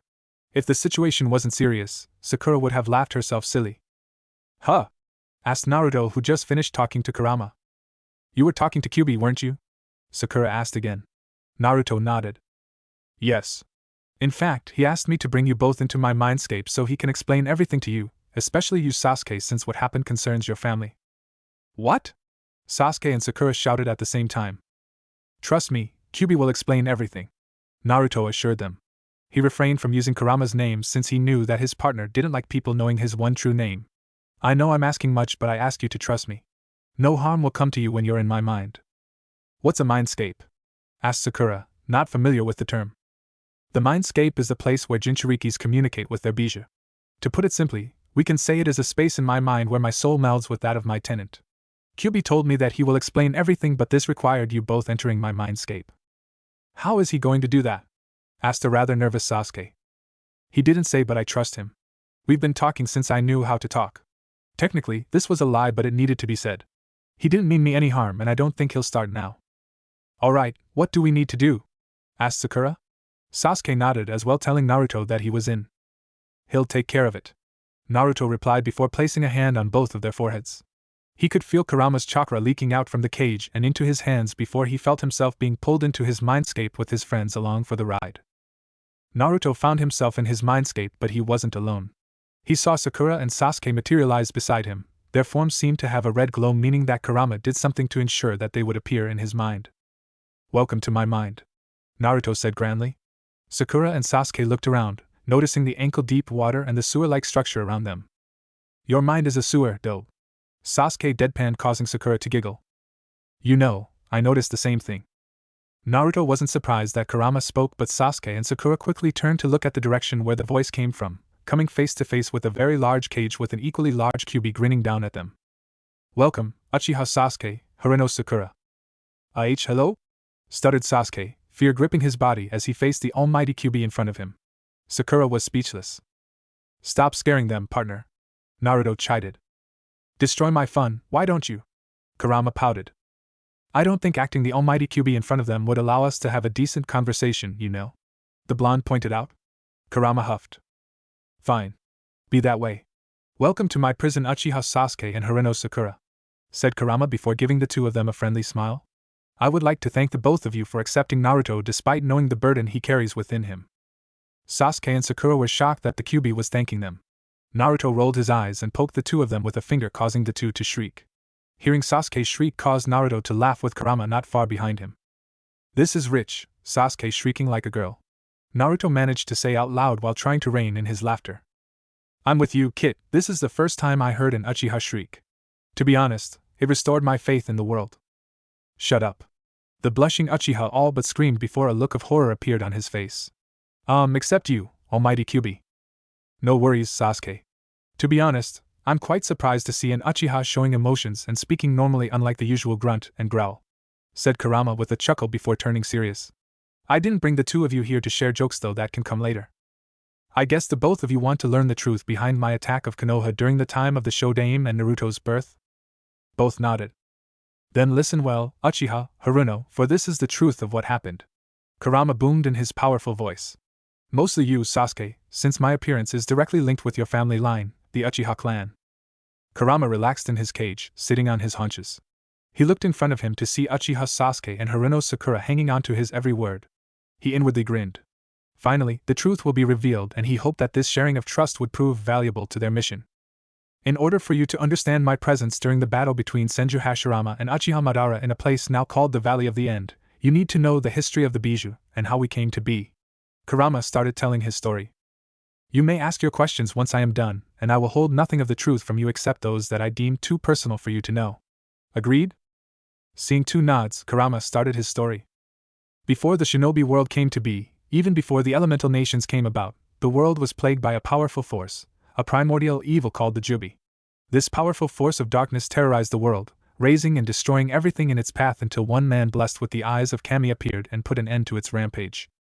Using the power of the Rinnegan, the most powerful Dijutsu in the world, the Rikudo Sannin battled the Jubi on equal terms, both not budging an inch in their struggle days. The battle waged, the face of the land being reformed with their power. However, in a desperate attempt to end the Jubi's rampage, the Rikudo Sannin used the power of his eyes to seal the power and soul of monster within himself, while imprisoning its body in a tomb in the sky, the moon. Thus the legendary Rikudo Sannin became the first Jinchuriki. Years passed as the Rikudo Sannin traveled while holding the power of Jubi at bay. Thanks to the powers gifted to him by Kami, he did this easily as he shared the secrets of chakra to the world, giving birth to the shinobi nations and the elemental countries. Time went on and the Rikudo Sannin gave birth to 3 sons. These 3 sons were given a part of his power. The eldest was given his eyes, the middle was given his calming presence, the youngest, however, was given his body's vitality. This gave birth to the 3 great clans, the Uchiha, the Senju, and the Uzumaki. Uchiha and Senju didn't see eye to eye because of their beliefs despite the teachings of their father. The Uchiha believed that peace can be acquired through power. Senju believed that peace comes if people love and care for each other. Uzumaki backed Senju in this, starting the rift. The brothers went their separate ways, each building their respective clans as what you see today. When the Rikudo Sannin was on death's doorstep, he knew that if he died, the Jubi would be released. To avoid such catastrophe, he used his godly powers to create 9 bodies and separated the Jubi's power and placed them into these bodies before breathing life into them. Thus the tailed beasts were born. Kurama paused in his speech and looked at the captivated audience below him. Even his partner didn't know the truth, and this was like hitting 2 birds with 1 stone. He grinned. Let's move time forward to the battle of Senju Hashirama and Uchiha Madara. Unlike popular beliefs, I didn't aid Madara in attacking the Shodaime. In fact, I was brought under his control using the power of the Sharingan, a mutation of the Rikudo Sennin's gift to his eldest son. While Hashirama had the power to suppress a Biju's energy, gaining control of them by inhibiting their lust for battle, Uchiha Madara's eyes had the power to place a powerful genjutsu on a Biju, letting them feel rage and bloodlust, thus gaining control of us through our primal instinct. The battle raged on, but the Shodaime was able to destroy the connection between me and Madara, breaking his control over me. As I gained my sanity, Uzumaki Mito used a powerful sealing technique to imprison me inside her body, making her my first Jinchuriki. Madara was defeated, and unlike popular beliefs, he is still alive. This revelation shocked Sasuke and Sakura, but Naruto already know this. Thankfully, the two didn't say anything but continued to listen to Kurama's story. Mito knew that Madara was still alive, and if I was ever released upon her death, then there was nothing stopping the Uchiha Patriarch in controlling me again. Such is the case, she summoned another Uzumaki to become the next Jinchuriki. Thus, Uzumaki Kushina came into the scene. When Kushina gave birth to Naruto, all of her energy was diverted to childbirth, causing the seal holding me inside her to weaken. However, the Yondaime and Sandaime Hokage used their chakra to strengthen the seal, ensuring that I stay inside and away from Madara's reach. However, Madara learned of the location and immediately attacked. While everyone was concentrating on Kushina, Madara took Naruto as hostage, threatening to kill him if they so much as move and strengthen the seal holding me at bay. However, the Yandame attacked the man using his feigned technique and Naruto was freed from his clutches. But this gave Madara an opening to yank me out, causing me to appear outside of Konoha before he appeared and took control of me once again. This is the reason why I attacked Konoha for the second time. However, the Yandame already hatched a plan and with Kushina's permission, used Naruto, an Uzumaki descendant, to become the third Jinchuriki. However, the Yandame took it one step further. Since he knew Madara was still alive, he made sure that Konoha would have a surprise if the man decided to appear. He used the forbidden Shiki Fujin to summon the Shinigami as a catalyst to the ceiling. He let the Shinigami devour my Yin chakra while sealing my Yang chakra into Naruto. However, I was still under the throes of Madara's control, so I immediately attacked Naruto upon his command. However, the Yandame and Kushina used their bodies to shield Naruto from my attack, getting impaled in the process. Kushina materialized her special chakra chains to subdue me once again. With that, the Yandame finished the sealing process and completely placed me inside Naruto. He turned to Sasuke, who now had tears flowing down his face. Sakura was bawling her eyes out, hugging Naruto for all she was worth. Kurama was inwardly happy that Naruto found true friends in this timeline. Uchiha. Kurama called Sasuke's attention. Madara is still alive. I am sure, and I will bet all my tails that he had something to do with the clan being massacred.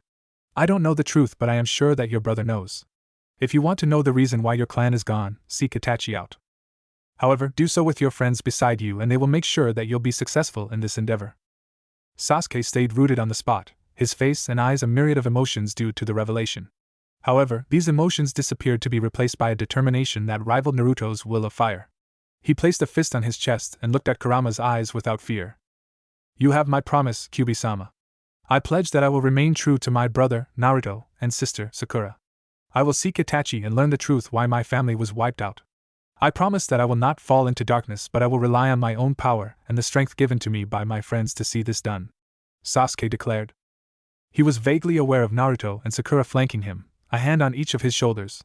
All three of them looked at Kurama with determination, sealing their pledge. Good. I hate all Uchiha, but seeing you stick to my container proved your worth to me. You might be the first Uchiha to gain my respect.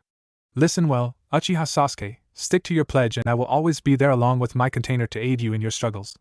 Break the pledge and I will destroy you when I am free from my partner's hold. This I promise. Sasuke didn't flinch at the threat but simply nodded, his determination growing stronger than ever. Now that you know the whole story, if you have questions, this is the time to ask them. I can't maintain this connection long without your body being harmed. Only Naruto is immune to my chakra being my container and an Uzumaki. Kurama informed them. Speak your questions, Sakura Sasuke. Do you know who Naruto's father is? Sakura asked immediately, gripping Naruto's hand with her own. She didn't see Naruto's shocked expression because she was staring intently at the bijou in front of her. Kurama looked at her, spotting Naruto's expression, before shaking his head. No, I don't, Harino Sakura. The seal Mito applied on Kushina ensured that I am not aware of the outside world. I don't know who Naruto's father is, but I'm sure the time will come when this truth will be revealed, said Kurama while giving Naruto a pointed look. Naruto glared at his partner for putting him in this predicament before looking at the faces of his surrogate brother and sister. He knew that the two suspected that he knew. He sighed. Yes, I do know who my father is, Naruto said before a wry smile appeared on his face. After all, the Yandame wouldn't be much of a Hokage if he chose another to contain Kyubi if not his own son. Why, you're the Yandame's son? Asked Sakura while Sasuke was giving the blonde a look.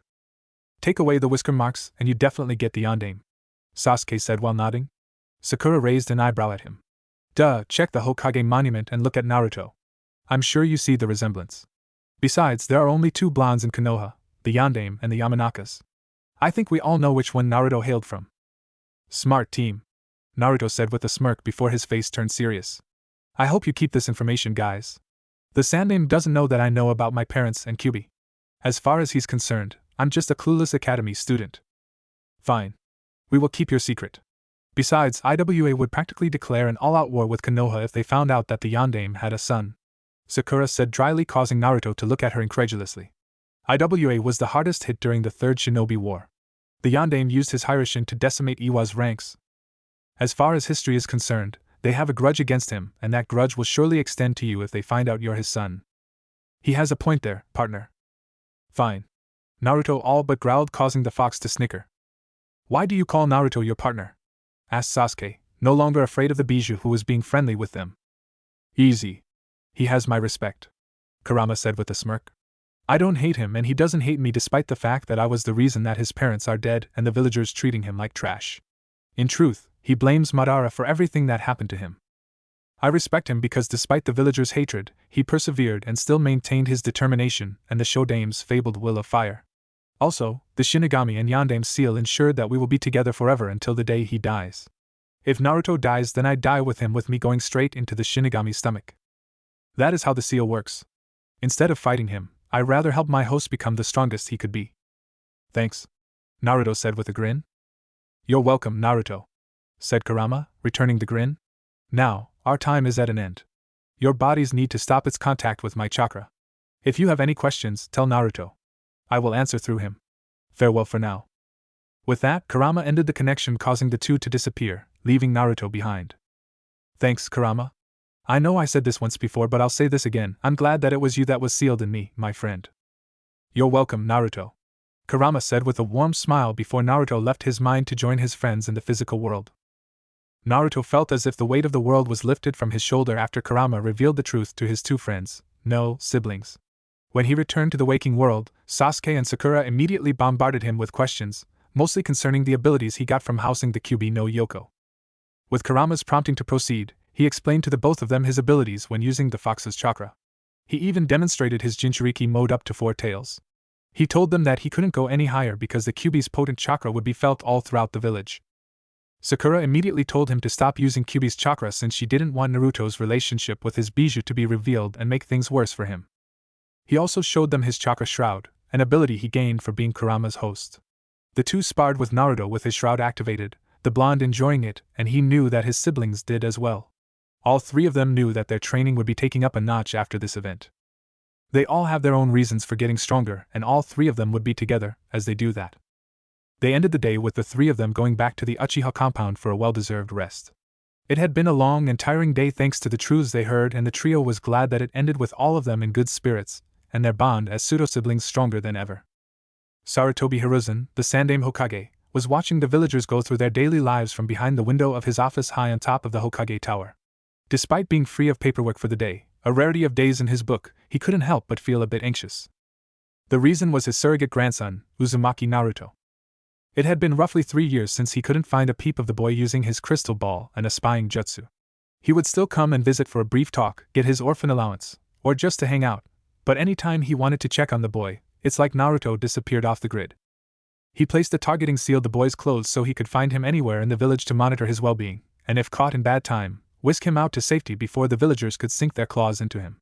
However, one day 3 years ago, he couldn't find the boy no matter how much he tried. It was a week and a few hours that his spying technique failed to find the boy unless he wanted to be found that he ordered one of his trusted ANBU, dog, to find the Naruto. Thankfully, the boy was safe in his apartment reading a book. Of course, he immediately visited Naruto to find him just the way as dog described, reading a book. Hiruzen noticed that there was something different about his surrogate grandson.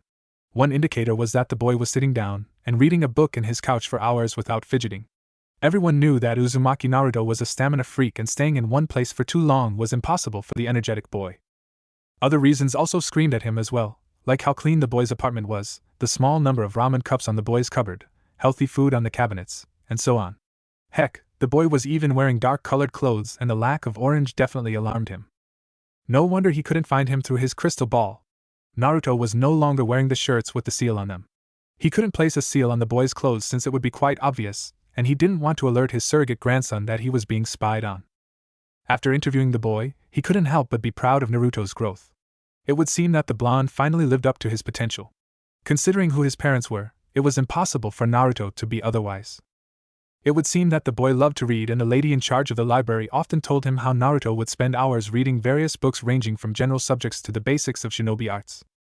However, this report didn't coincide with what happened in the first 2 academy years. Naruto failed and got held back twice. It was impossible since the Sandame knew that Naruto was smarter than his peers. How and why did the boy fail? However, this question was answered in the following year when Naruto was placed in a class along with the clan heirs. It would seem that Naruto wanted to be people his age, so he purposely held himself back since he attended the academy 2 years early because of a promise. He couldn't help but chuckle at the memory on how the boy performed more than expected of him, stumping the teachers who were already expecting him to have low grades and failed the end-of-the-year test. Oh yes, Uzumaki Naruto definitely had a mind and was already using the age-old basics of shinobi deception to manipulate his way onto a better group. The Sandaime was anxious again because of what he discovered a week before. He was in a pensive mood that time and was itching to train his body a bit to get the blood going. He immediately went to his rarely used training ground behind the Hokage monument for a bit of a warm-up exercise with a clone or two. His training ground, however, was showing signs of use and there were damages all over the place. There were only 2 people who knew the existence of his hidden hideaway, him because he was the one who made it, and Uzumaki Naruto after bringing the boy there one day to demonstrate a few jutsus since it was the boy's birthday. Judging from the damage, he knew that Naruto was training hard and he could feel different chakra signatures in the area and they were quite fresh too. Naruto was training with someone, but the question was who? Sighing, he went back to his desk and decided to find out what his surrogate grandson was doing and who he was training with. Dog, he called out. A second later, a dog-masked Anbu was kneeling in front of him. You called, Hokage-sama? Said Dog lazily from behind his mask. Behind the Hokage monument is a training ground I built for myself. I want you to go there and stay hidden, spy on anyone in the area and report back to me. Clear? The aged leader ordered. Understood, Hokage-sama. Do we have a target? Dog inquired. Yes, Uzumaki Naruto and his training partners. If Dog was surprised, he didn't show it. However, the sudden slight tensing of the man's shoulder was proof enough that the name of the Kyuubi Jinchuriki surprised him. Understood, Hokage-sama. Good. Dismissed. Dog stood up from his position and melted back into the shadows.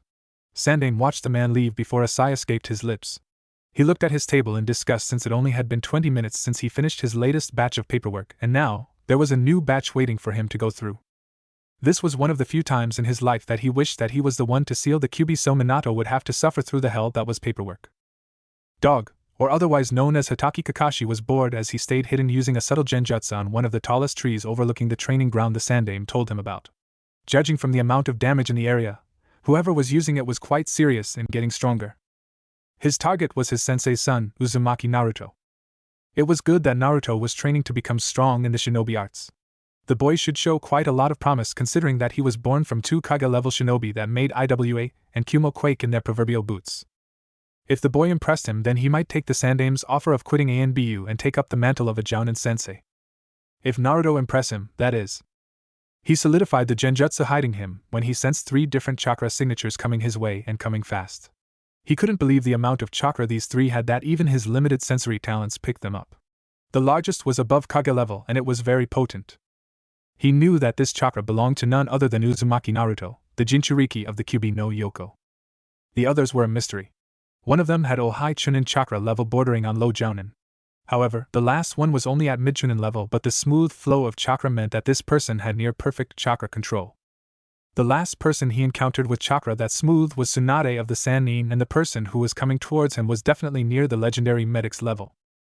Dog was floored when he saw Naruto and his companions, and he couldn't help but feel faint when he saw the boy look so similar to his sensei that it was impossible to deny that they were father and son. Naruto was wearing a typical shinobi outfit with a few modifications here and there to make it his own. He was wearing tight black pants and a muscle shirt. Instead of a Jounin vest, Naruto was wearing something similar, but it was definitely customized since it didn't have enough pockets for scrolls. Aside from a pair of shinobi sandals and metal-plated fingerless gloves, the most shocking was the Heir Naruto was wearing. It had red flames on the edges, the Uzumaki symbol with 9 writhing tails, looking like a miniature red sun, on his back. Considering that Naruto let his hair grow, bangs framing the side of his face making him the spitting image of the Yondaime Hokage. He wondered if the boy knew of his parentage. If not, then the boy definitely was a Minato clone right from the get-go. The next he noticed to enter the clearing was Uchiha Sasuke, which was a surprise since he knew of the boy's attitude towards people after his clan's massacre. He was further surprised when the boy showed a familial treatment and camaraderie with his sensei's son. He briefly wondered if this was an imposter or if his stress level was playing tricks on him. Sasuke was definitely showing the prodigious side he was labeled to be. The boy was wearing a white high-collar shirt with sleeves that reached all the way to his wrist, wrapped in a warmer of sorts that looked like a wristband. He could see a seal there, but he couldn't make out what it was. He was wearing a pair of loose dark blue pants and a dark purple rope as a belt around his waist, which also supported the chikuto on the teen's back. Dog recognized the weapon belonging to Sasuke's grandfather, a powerful blade that was said to rival those owned by the 7 swordsmen of the mist and his father's, Hatake Tsukumo's, white fang. The last to enter the clearing was definitely Haruno Sakura, judging from the girl's pink hair. Sakura was definitely a kunoichi that Konoha would be proud of. She was wearing a red jacket covering the mesh underneath. The jacket was tight enough that showed the girl's perfect figure despite being undeveloped considering how old she was. Her pink hair was quite long, reaching down to the middle of her back, her bangs framing the side of her face, similar to Naruto, not spiky but rather tamed. Her lower apparel includes a red apron skirt and tight black shorts that stopped just above her knee. Instead of shinobi sandals, Sakura was wearing a high-heeled combat boots. Her hands were covered by gloves similar to Naruto, but this one was in red compared to the blonde's black. All in all, the trio was a sight to behold, but a shinobi was more than just looks. Dog was practically giddy with excitement as he appeared kneeling in front of the Sandaime Hokage with his report. It was going to be a report to give the aged leader a heart attack. Not only was he impressed by the trio's mock spar, their skills would make the current genin teams pale in comparison. Oh yes, he, Dog, Hatake Kakashi, was impressed, very impressed. He definitely want this team for himself, by hook or by crook if need be. Dog, reporting in from reconnaissance mission, Hokage-sama, said Dog, excitement clearly evident in his voice that made the Hokage raise an eyebrow in question. From your tone, I can definitely say that you found Naruto's training quite a sight, Dog, said the aged leader in a deceptively mild tone, though there was a hint of curiosity there as well. Definitely, Hokage-sama. But before I proceed with my report, I would like to accept your proposition of me becoming a Jounin sensei, Dog said immediately. He wanted to get this done as soon as possible. His future team was at stake. This surprised the Hokage since Kakashi was well known to be lazy when it came to picking out a team. He was given a team 2 years ago, but they failed miserably in his famed bell test and causing him to return to ANBU once again. This time, it was quite a rare sight to see Kakashi excited and having a team of his own. That's a surprise. I take it that the reason for your sudden acceptance in taking a genin team is due to what you saw in my training ground? The Hokage asked. Yes, Hokage-sama, agreed Kakashi before letting out a giggle which made the Hokage's jaw drop. Very well. As of now, you're resigned from your post in ANBU. Take off your mask, Kakashi. Kakashi took off his dog mask and placed it on the Hokage's desk. A grin was quite visible from behind his face mask, and his visible eye was showing excitement that the Hokage haven't seen in a very long time. Report, Kakashi? Before that, Hokage-sama, can I ask for your permission to take in Uzumaki Naruto, Uchiha Sasuke, and Hiruno Sakura in the formation of Team 7 as a frontline heavy-duty assault squad? This surprised the Hokage since Konoha hadn't had such a squad since Kakashi's time as a genin under Minato. He definitely needed to hear why this three soon-to-be genins made such a mark on the famed Sharingan no Kakashi. Why? He asked. No, urged Kakashi to explain. It's simple, Hokage-sama. The three are way more powerful than their peers. From their spars, and I use the word lightly, each of them are already mid to high chunin in strength. Together, they would become a terror in the battlefield. If their teamwork and skill set is of any indication, I can safely say that they can easily bring down an A-rank jounin with ease. What? Explained Kakashi. Now, let me start with Hiruno Sakura. Despite coming from a civilian family, the girl definitely has a mind on her. She could come up with tactics on the fly that would make Nara proud. It would seem that her training with Sasuke and Naruto made her what she is now. She has mid-chunin taijutsu, no ninjutsu to speak of, but she did one thing that cemented my decision to have her on my team. She demonstrated perfect chakra control that allowed her to perform advanced medical techniques, and she has, in some way, replicated Tsunade-sama's super strength technique on a small scale, but I'm sure that it would continue to improve as they train. Sarutobi's face showed shock that Kakashi was tempted to rouse the old man and take him to the hospital before he suffered a heart attack. With good reason too, for a civilian academy student to be a powerful medic and replicated Tsunade's strength, this was impossible. Kakashi took the Sandaime's silence as a prompt to continue, so he did. The next is Uchiha Sasuke. We can throw his psyche profile into the bin since the boy is acting like any regular teen would. I don't see the brooding boy when he was brought out of the hospital after the massacre. He is cheerful and is practically a daredevil in the battlefield. He is well versed in his clan's taijutsu style, and his speed is amazing. He has a large repertoire of fire jutsus, but the most commendable skill he showed was his unparalleled use of lightning. He could fire lightning attacks without hand signs and use it with his grandfather's Chikuto the same way Asuma does with his trench knives. Kakashi said excitedly. He was on a roll now.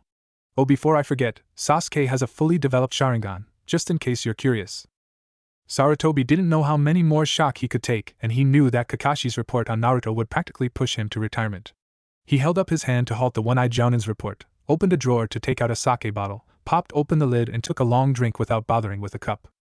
He took 3 more shots before placing the bottle on the table and beckoned for the Jounin to continue. He braced himself for the revelation that was to come, his hand planted firmly around the bottle since he knew he would be taking a long drink again soon enough. I don't know what to say about Naruto, but you can be sure that he is definitely Sensei's son. The boy is a wind user and he has control over it similar to Sasuke with his lightning, though his techniques bordered on defensive as compared to the Uchiha. His taijutsu style is perfect, able to switch to offense and defense in a blink of an eye. I also noticed that he trained with weights since he was very fast during their spars. However, the most surprising thing was his use of Kyuubi's chakra. What? Shouted Sarutobi before taking a long drink of sake. His nerves were starting to get out of whack. Explain, Kakashi. Naruto can use the Kyuubi's chakra. However, he doesn't show any negative reactions towards it. When he channeled the Biju's energy, I immediately uncovered my Sharingan to stop it. However, it wasn't needed since the boy handled it like a pro. Heck, there wasn't even any visible sign he was using Kyuubi's chakra. I felt it, and I only saw it when I used the Sharingan. What did he use it for? The Sandaime curiously asked. He made a mental note to pen a letter to Jiraiya to return to Konoha immediately, and have him check Naruto's seal. He stiffened when he realized that Naruto already knew of the Kyuubi. He definitely needed to have the Toad Sage back as soon as possible.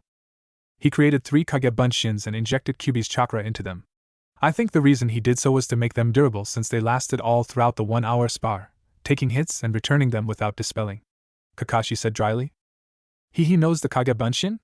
Sandaime said shocked. He took another drink. Thankfully, he had another bottle since the one he was using now was running low. Oh yes, he can even bring them out without the hand sign. I don't know how many he can make, but he made 3 easily without signs of exhaustion. Heck, I can barely make 3 without succumbing to chakra exhaustion. Kakashi mused. Anyway, it would seem that Naruto inherited an ability from Kyuubi since he formed a shroud of chakra that covered his body from head to toe, but using Naruto's natural chakra, though this one had a fox-like appearance.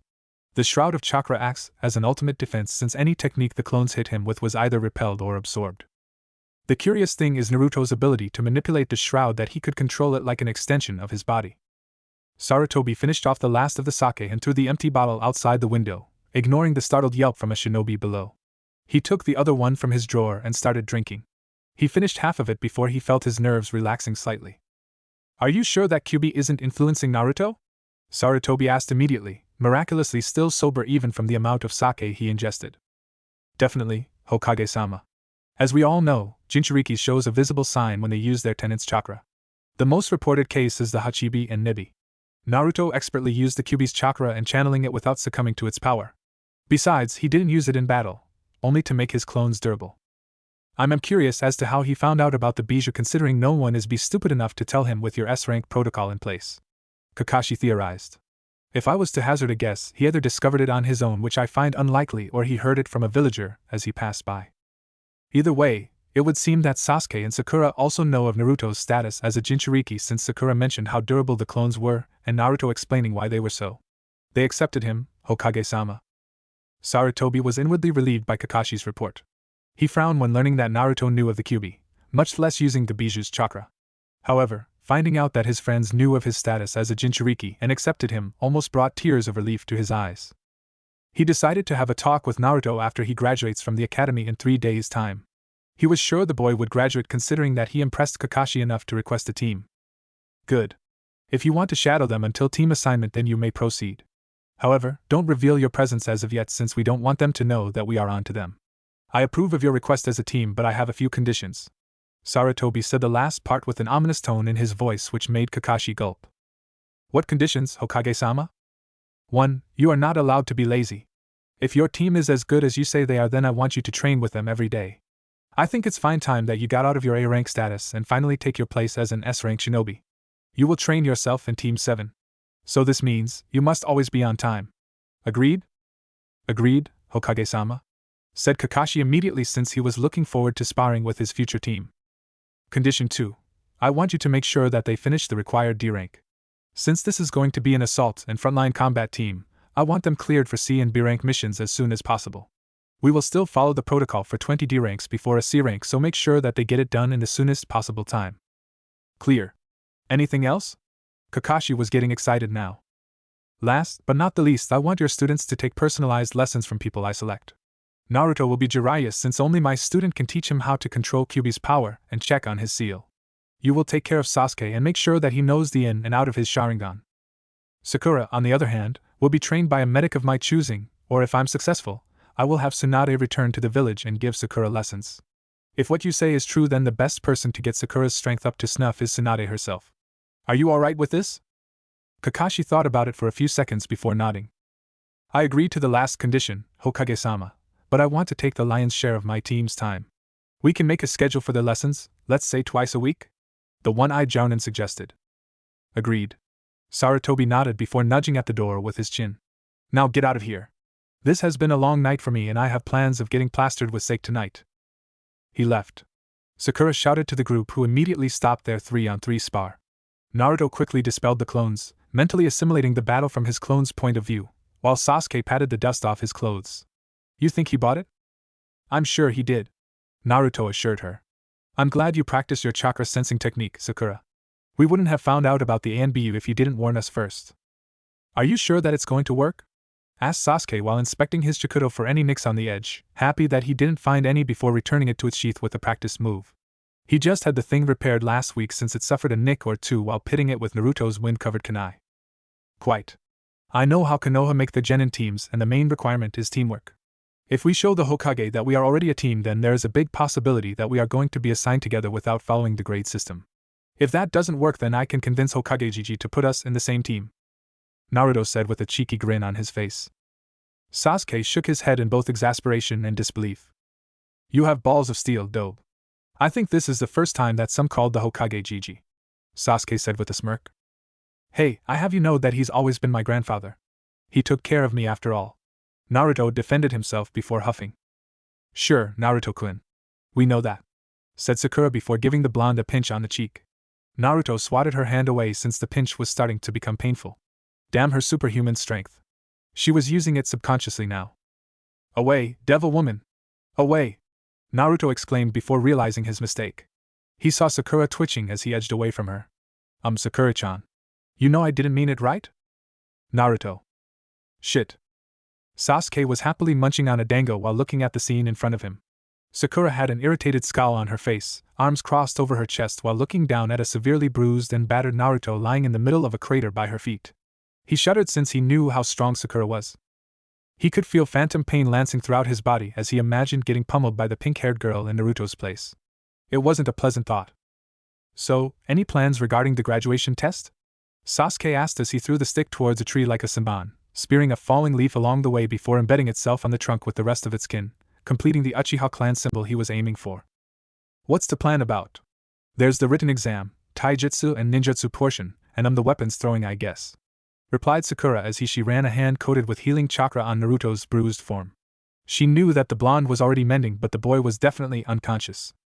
She placed a hand on his temple and nudged the brain awake with her chakra, causing the blonde to groan. Oh, what hit me? Naruto said with a groan. I did, Baka Naruto, Sakura said with a huff before a wry smile crossed her face. She helped his surrogate brother off the ground and patted him free of dust. How are you feeling? Like Kyuubi using my body as a trampoline, he muttered under his breath.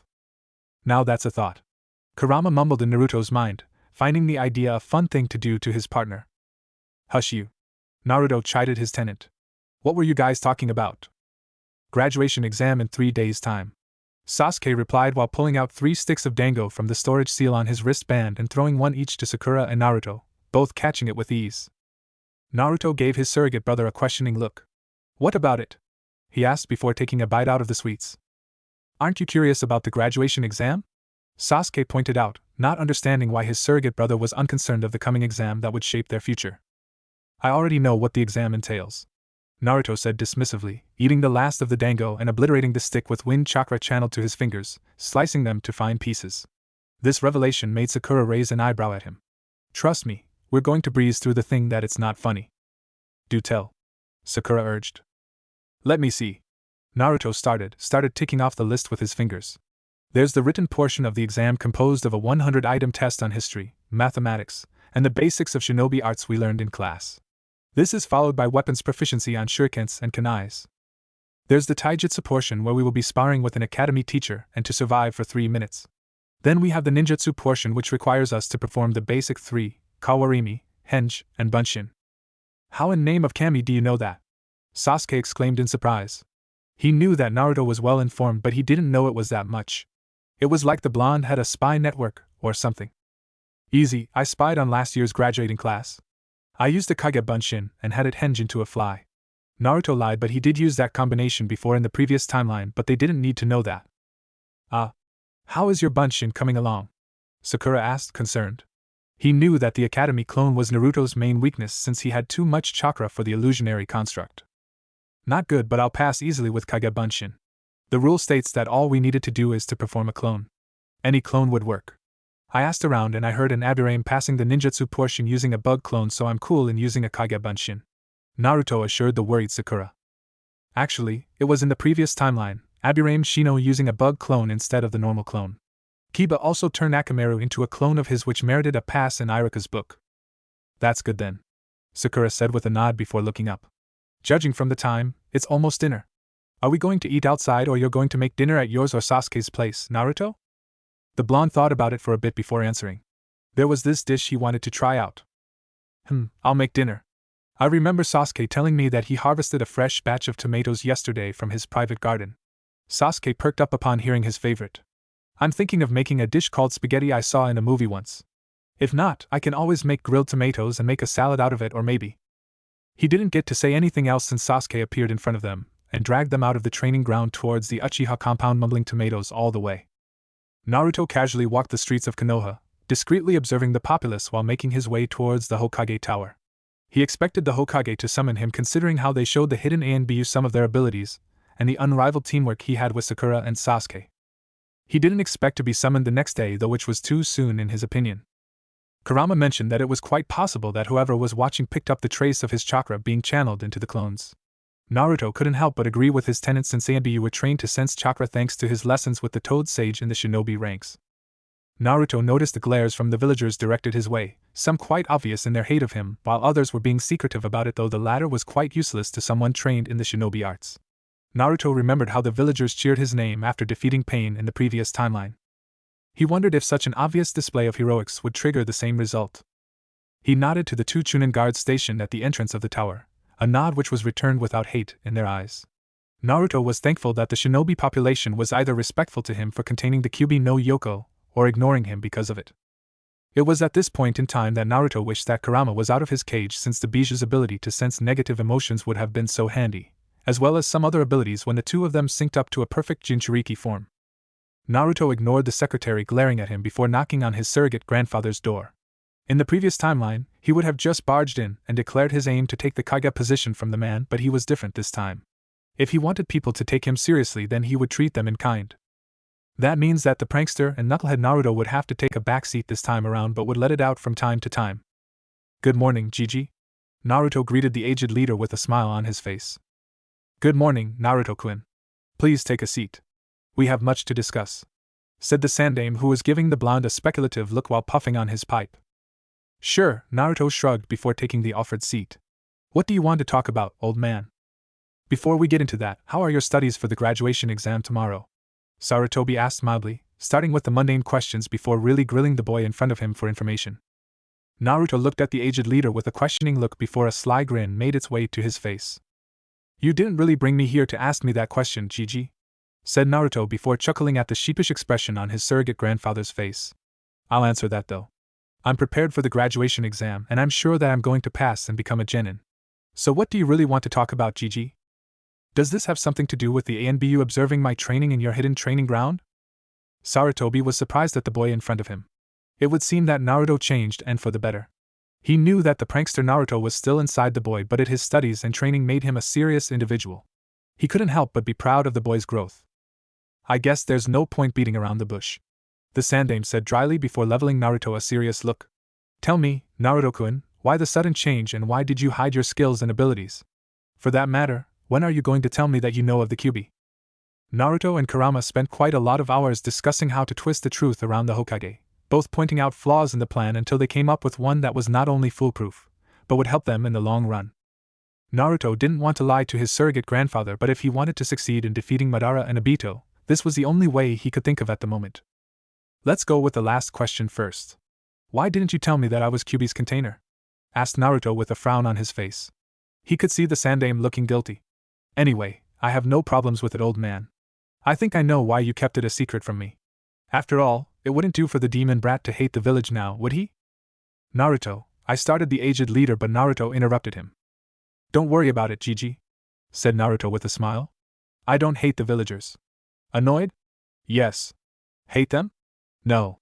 I'm just thankful that their hate towards the Kyuubi didn't escalate to the point of physical abuse. The glares and outright hatred didn't really affect me much since I have people who like me despite my tenant. Anyway, that is the reason why I kept my abilities and skills a secret. I know how the civilian council had you wrapped around their thumb, which confused me a bit since you're the Hokage and Konoha is a shinobi village, so you have absolute power and control over the citizens, not the council. I think they would put up quite a stink if they realized that the demon brat is getting stronger. He ignored the surprised look on the old man's face before it turned into a sly smile. Phase 1 success. Time to move to Phase 2, Kit. I see, Sarutobi said with a nod before his face turned serious. Don't worry, Naruto-kun. I think I know how to fix this. Naruto waved his hand dismissively, as if he never expected it to change, but he knew better. It would seem that he gave the man an idea on how to deal with the village's treatment of him. No worries, old man. Besides, I don't need to worry about it for any longer. Once I become a genin, any jurisdiction the civilian council has over me would be moot since I will be a shinobi under your command. One more day to go and I won't need to hide my skills any longer, Naruto said cheerfully, making the Sandaime to laugh. You are right, Naruto-kun. You are definitely right on that one, Sandaime said with a chuckle before leveling the blonde a serious look. Now tell me how you know of the Kyuubi. Well, that comes with a weird story actually, Naruto started, chuckling as if remembering something funny. You see, I was practicing chakra control in the training ground when my control slipped. I hit my head and passed out. I found myself inside a sewer with a large cage on it. Of course, I was afraid when I met the Kyuubi, but it would seem that his reputation was blown out of proportions. Did you know that he was controlled when he attacked Konoha? Sarutobi was startled. Out of all the things he expected, he didn't expect this one. He gave Naruto a wary, yet serious look. Don't be fooled by the Kyuubi, Naruto-kun. He may be softening you up into trusting him so you would let him out of his cage. The Hokage warned his surrogate grandson. Naruto shook his head in negative. Nah, not even once did the fox ask me to let him out, Naruto revealed, surprise showing on the aged leader's face. In fact, he said, and I quote, I'd rather stay in this prison than be back outside for that damn Uchiha to control me like a pet again. Naruto rolled his eyes when he heard Kurama snort from his mindscape. I see. Are you sure Kyuubi's telling the truth? Sarutobi urged, wanting to get as many clarifications as possible since he couldn't detect a smidgen of deception from the boy in front of him. He did bring up a few interesting points, Gigi, Naruto admitted. Let's go down into history, shall we? With the presence of the Bijus in the elemental nation, when was the time that Kyuubi attacked anything? Sarutobi thought for it a bit, recalling the various stories he heard of the Bijus.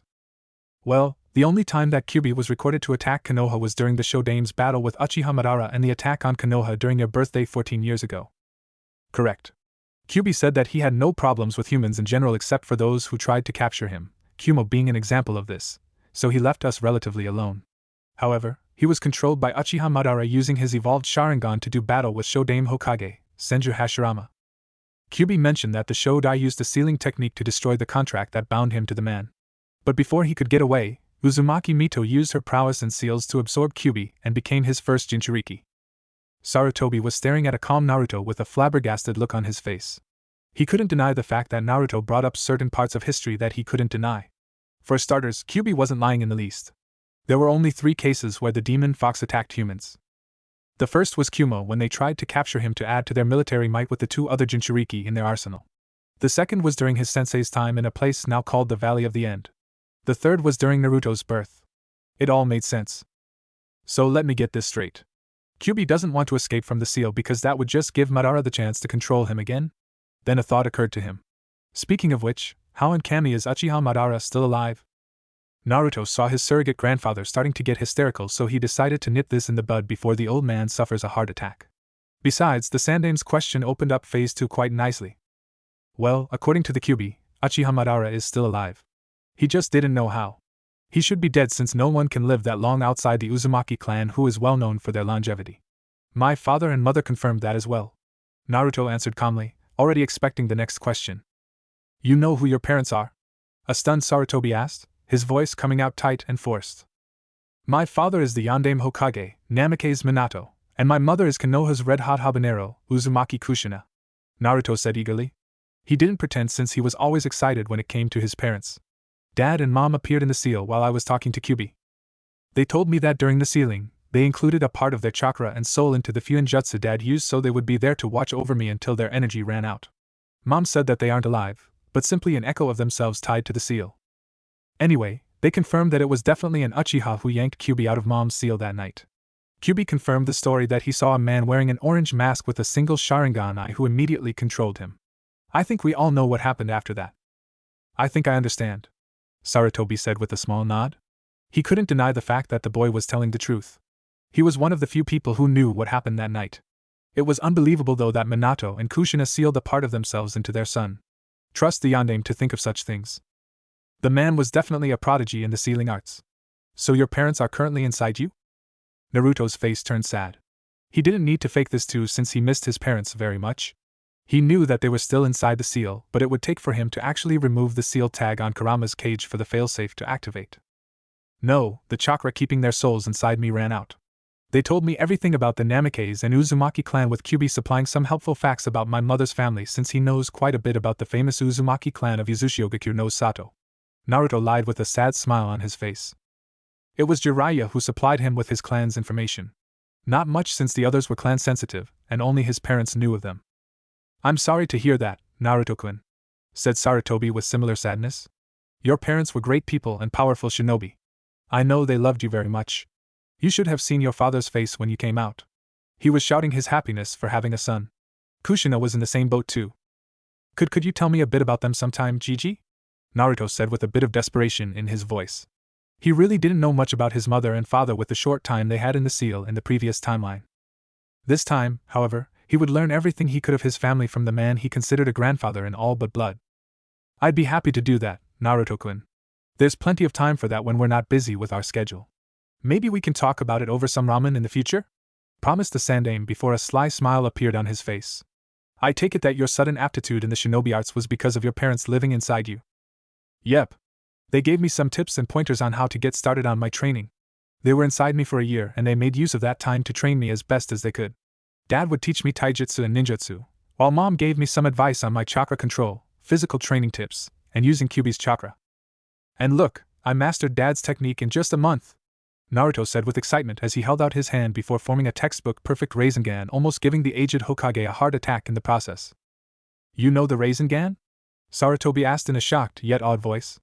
If he didn't believe the boy before, he definitely believed him now since there were only 3 people who knew of Minato's jutsu: Jiraiya, Kakashi, and himself.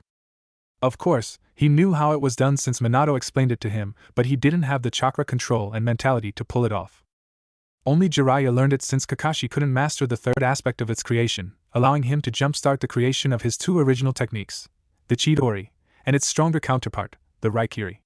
Don't tell me he taught you the Hiraishin too? Naruto shook his head in negative, making the Hokage sigh in relief. I know the schematics of Hiraishin no Jutsu, but Dad told me that I need to have a master's knowledge of Fuinjutsu, make sure my body could handle high-speed movement, and near-perfect chakra control to pull it off. I guess I might be able to do Hiraishin in the future if I push through with my studies on seals and keep training my speed, which I'm doing right now, by the way, Naruto said sadly. He knew how the Hiraishin worked thanks to Jiraiya explaining the concept to him in the previous timeline, but recreating his father's famed space-time jutsu was out of his reach at the moment, since he didn't have a solid foundation on the sealing arts. He did promise himself to continue studying though, but the lack of books about the subject was a hindrance. An idea occurred to him. Hey Gigi, can you give me some books on seals? I already checked the library and there's nothing there other than the basics. Sarutobi chuckled. The boy was definitely turning out to be surprising shinobi. Naruto was definitely strong considering who trained him, 2 Kage-level shinobi who made IWA and Kumo quake in their proverbial boots. He was astounded at Naruto's growth since with only a year of his parents training him, he turned out to be someone to be reckoned with. He knew that the boy was going to go far. Of course. Before Kyubi attacked, your father brought all of his books and scrolls to me for safekeeping. I was going to give them to you when you made Chunin so you can study them. Your mother also had a few scrolls around that she got from Mito-sama, so that is part of your inheritance as well. Since you already know of your parents, I can give them to you. Your parents also have a decent-sized property in one of the secluded parts of the village, so you can stay there instead of your apartment. I'll give you your inheritance later, alright? Sure thing, Gigi. That would be so cool. Naruto crowed as he couldn't keep his excitement under control. No wonder Jiraiya told him that all of his mother and father's possession was lost, since he didn't know that his dad gave it to the Sandaime for safekeeping. He was so going to kick Madara and Obito's ass in the future. He could practically feel Kurama's excitement from behind the seal. Kit, you might want to come up with something regarding the Toad contract. You can mention that your father told you about it, and to relay it to the pervert, or the geezer. Kurama quipped, seeing the chance to give Naruto an edge in battle. Good point. Let me do that now, thought Naruto. Gigi, Dad told me to tell you or Jiraiya about the Toad contract. He and Kyuubi discussed it at some length that I would need a key of sorts to complete sync with Kyuubi. I'm not sure what Minato meant, but I'm sure Jiraiya knows something about it. Tell you what, I'll send word after our talk to have Jiraiya meet with you next time he's in the village. Sarutobi offered, not really surprised that Minato gave explicit instructions to his son to make him stronger. Thanks, old man. Naruto cheered, happy that one of his plans was being accelerated. If things work out, he would be able to completely sync with Kurama before the Chunin exams. He definitely needed the extra ace since he and his team would be facing Orochimaru. His goal was to reach the tower before the attack or take the snake idiot down. You're welcome, Naruto-kun. Now tell me how far you are in your training? Don't leave anything out. Sarutobi asked the boy, who now had a thoughtful look on his face. He didn't know that the blonde was busy talking to his tenant. So, you think I should tell him? I think you should. You know my ability to sense negative emotions. I didn't get any from the old man, so he is trustworthy. Besides, if he knows how strong you are, then he would be more forthcoming. This would also open up a way for you to inform him of Orochimaru's planned invasion during the Chunin exam. I think we both agree that he shouldn't die this time around. I forgot about that. Thanks for reminding me. Well, here goes, Naruto said before ending his mental conversation with his tenant and addressing his surrogate grandfather. Well, I started with chakra control after researching it in the library since I can't make the academy bunshin. Mom said that was normal since Kyuubi ensured that I have too much chakra to completely control. She taught me the Kage Bunshin though, so that's good. So Kushina taught you the Kage Bunshin, eh? Sarutobi mused. You should know that Kushina was the one who gave that technique to Konoha when she relocated here from Yuzu. The Uzumaki clan is well known for their potent chakra. Add Kyuubi to the mix, then you have more chakra than anyone. Continue please, Naruto-kun. Thanks for the information, old man. Anyway, I already mastered tree climbing and water walking, but I still can't control my chakra enough for an illusionary clone. That was when Mom taught Meth Kage Bunshin and its ability to relay information. Let me tell you, that technique is a godsend. Thanks to Mom's tip about that, my training improved since I can assign clones to do one form of training while I do others without wasting time. Sarutobi nodded in approval, grinning at how Naruto was able to make use of a chakra-taxing technique to his advantage. Good call on that one. I think only someone of your caliber can safely use that technique to increase the benefits of shinobi training. How many can you bring out? I'm not sure. The last time I tried using most of my chakra produced 300 stable clones. Naruto said with a shrug. He could make more using Kurama's chakra, but the Sandaime didn't need to know that. 300? Proceed.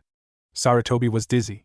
He knew that Naruto had tons of chakra to spare, but he didn't know the boy had that much. The boy was a ninjutsu powerhouse.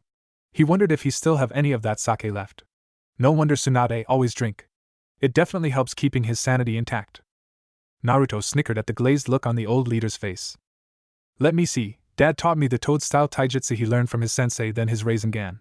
Mom tried to teach me her chakra chains, but it would seem that the technique was only unique to her. Dad trained me in my wind affinity since he is wind-natured as well. I can also do basic to intermediate seals, but I need to practice my calligraphy to improve my speed in making them.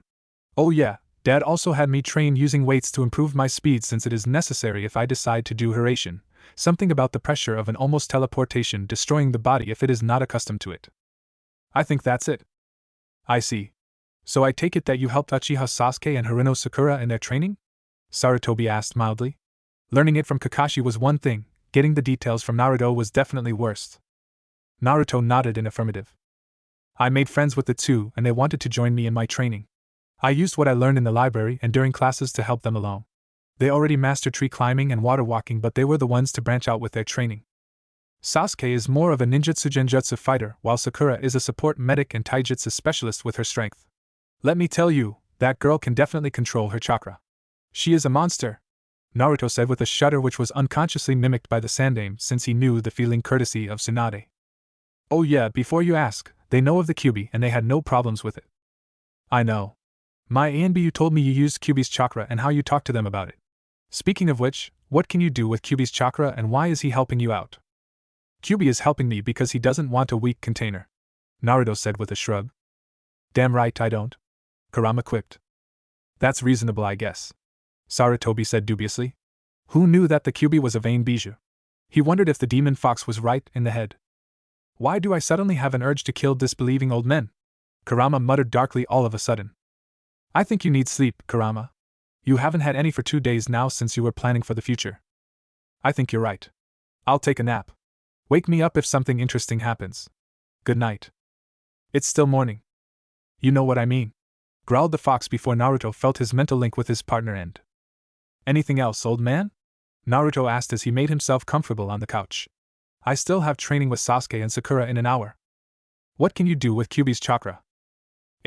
I can use a bit of it to strengthen my clones. Actually, that was Kyuubi's idea and it works too. I can use up to 5 tails of his chakra safely without repercussions since he is helping me get used to his energy. He said to take it slow since my body needed to mature to handle more of his power. Being Kyuubi's Jinchuriki, he gave me an ability to form my chakra info a shroud that I can use for defense and offense. I trained with it for a while now and it's so cool. I know. My ANBU told me about it as well, said Sarutobi with a nod, happy with the answer. He was a bit worried about Kyuubi letting Naruto use his power, but he would give the bijou the benefit of a doubt for now. He needed to get Jiraiya and Tsunade back into the village, and it had better be soon. He stood up from his chair and went over to the portrait of the yondaime. He took it off the wall to reveal a safe.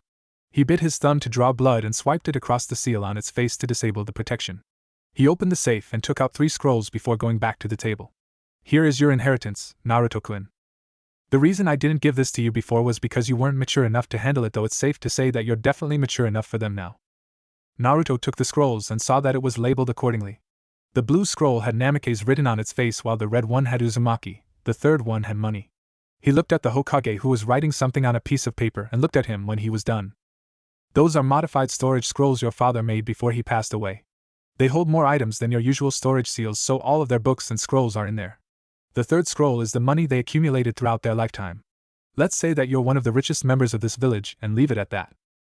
The aged leader handed the paper to Naruto. This is the address of your parents' estate. They had protective seals around the compound, sealing it off to everyone except those with their blood. To open the estate, all you need to do is to place a bit of blood on the Uzumaki swirl beside the gate. The seals will do the rest. Thanks, Gigi, Naruto said with a large smile on his face. You're welcome, Naruto-kun. My office is open anytime if you wish for us to talk about your parents. Good luck in your exam, though I dare say you don't need it, Sarutobi said with a smile on his face. Naruto immediately looked for Sakura and Sasuke, and found both of them training in their usual spot. The two forgave him for skipping out on training for the day when the blonde informed them of what transpired in the Hokage's office. They agreed to meet tomorrow in the academy for their exam. He easily located his parents' house thanks to the direction the Hokage gave him. The Namikaze and Uzumaki clan house was found deep in a forest just beside Training Ground 44, or lovingly called the Forest of Death by the locals. He couldn't imagine why his parents placed their clan home in such a dangerous area, but it was irrelevant since there was a rather large wall that separated his soon-to-be home from his dangerous and rabid neighbors. Accessing the compound was easy since the seal powering the protection recognized his blood. The gate opened to reveal a large 2-story home. The grounds were spacious but needs to be worked on since the garden was overgrown and all over the place. It was nothing a few hundred clones couldn't fix. He toured the outside first, noting the sizable training ground complete with equipments behind the house. There was a fenced vegetable garden that needs to be tended as well since it was similar to the garden out front. A small shed that Naruto knew contained gardening supplies judging from the tools littering one side of it. He noticed that the wall separating the compound from the Forest of Death was littered with slightly glowing seals he wasn't familiar with. He made a point to look at his parents' journal if available to see what they did and maybe learn them himself. It could be useful in the long run. Naruto definitely liked his new home and his parents definitely knew how to live in style. The living room sported modern amenities and the couch was definitely comfortable enough to sleep on. The kitchen was grand and Naruto had a sneaky suspicion that he inherited his cooking skills from either his dad or mom, possibly both. Everything he needed was there and couldn't help get started. He checked the cupboard and noticed that the food there was still fresh thanks to the preservation seals lining the insides. He couldn't say the same thing about the fridge though, judging from the smell coming from it. He continued exploring the first floor. He found a guest room and a mini library that had basic books and scrolls about the shinobi arts. Nothing interesting that merited his attention. However, what made him curious was a door lined with seals that wouldn't budge no matter how much he tried to force it open. Heck, even a raisin gun didn't dent the damn thing. Following his instinct, he bit his finger and placed the bleeding digit on the Uzumaki swirl on the face. It glowed for a bit before hearing an audible click that gave evidence to the door unlocking, granting him entry. He went inside and couldn't help but marvel at the real library of the Uzumaki and Namikaze clan. Quite a lot of books and scrolls on various shinobi arts lined the shelves. He excitedly checked them out to discover that his parents were a neat freak. Each shelf was labeled Fuinjutsu, Ninjutsu, Taijutsu, Genjutsu, and general books. Heck, there was a small shelf dedicated to summoning contracts, and Naruto saw 3 large scrolls there with the kanji of cat, bear, and wolf. Naruto drooled at the things he could learn with the help of his parents' library. He regretfully stopped checking out the library to move to the second floor. He saw his parents' rather large bedroom and decided that it would be his room from now on. There was another room of the same size beside it, and it was sparsely decorated. The third room brought tears to his eyes. It was a baby's room, his room. It had a banner stating "Welcome to the world, Naruto," and stuffed toys by the dozens. His love for his parents and his heart bloomed since this was visual evidence that they cared for him even before he came out of his mother's womb. Grinning like a loon, Naruto closed the nursery before exiting the house to get started in fixing his new home. He created 100 clones and assigned them into groups to empty his apartment to be brought to his new home, clean the garden and vegetable patch, clean the kitchen and the fridge, and buy food and other necessities. He also told some of the clones to check the training ground and to update the place on the latest training equipments. His friends would definitely get a kick out of this. He made a mental note to check his parents' journal to see if they had notes on the security seals on the property. Seeing that everything was well on its way to fixing his new home, he retired to his parents' bedroom to get started on the scrolls his parents left him. Naruto now knew why his parents didn't leave the scrolls in their secured library. The scrolls contained clan-related information related to the Namikaze and Uzumaki clan. The money was also quite welcome, and Naruto was dumbfounded when his clones finished counting the stash that practically took up half the room. He was a millionaire and made a mental note to drop a few million of it in the bank and leaving the rest inside the scroll for safekeeping. The blue scroll contained information on the Namikaze clan, his father's notes on Rasengan and Hiraishin, research on some Fuinjutsu designs he had in the works, as well as some Wainjutsus his father had been working on. He was giddy in actually having the original blueprint of the Hiraishin no Jutsu, since that would definitely speed up the learning of his father's famed technique that earned him the moniker of Yellow Flash. He still planned to learn Fuinjutsu though, since it was a very useful art. According to a scroll on Namikaze clan history, the family itself came from Kumo but relocated to Konoha after almost being wiped out by a rival clan who was quite jealous of their control over wind. That and the fact that the clan held the counter to the country's lightning affinity didn't help them in the least. Naruto now knew why he had a powerful affinity to wind. It was a bloodline he acquired from his father, allowing them to manipulate wind for both offense and defense without resorting to hand signs. Hiraishin was actually an adaptation to the speed technique of the clan's wind affinity, though Hiraishin just took it to the extreme. The Uzumaki clan history wasn't really new to Naruto, only shedding a few lights to Kurama's knowledge of his mother's family being a descendant of the Rikudo Sennin. However, the scroll also contained his mother's personal training journal, Uzumaki Water Jutsus, and his mother's sword, Beneheim, were a welcome revelation. He made a mental note to learn his mother's kenjutsu since it was part of his legacy. It was already 3 hours past midnight that Naruto finally finished looking through the inheritance his parents left him. He decided to call it a night since he needed to rest up for the graduation exam in the morning. He knew that he could easily ace the thing on his worst day, but he didn't want to leave things to chance. Besides, he knew that Mizuki would be making a break for the Forbidden Scroll, so he needed to be in top form tomorrow to bring the man down. An evil grin made its way to his face as he fell into a deep sleep. Naruto was grinning like a loon seeing the frustrated face of Mizuki when he aced the written test and the weapons proficiency test. He, Sakura, and Sasuke were practically plowing their way through the exam, doing everything in a perfect way that left their classmates in the dust. It didn't help that the trio were joking around without a care in the world as if the exams were a joke.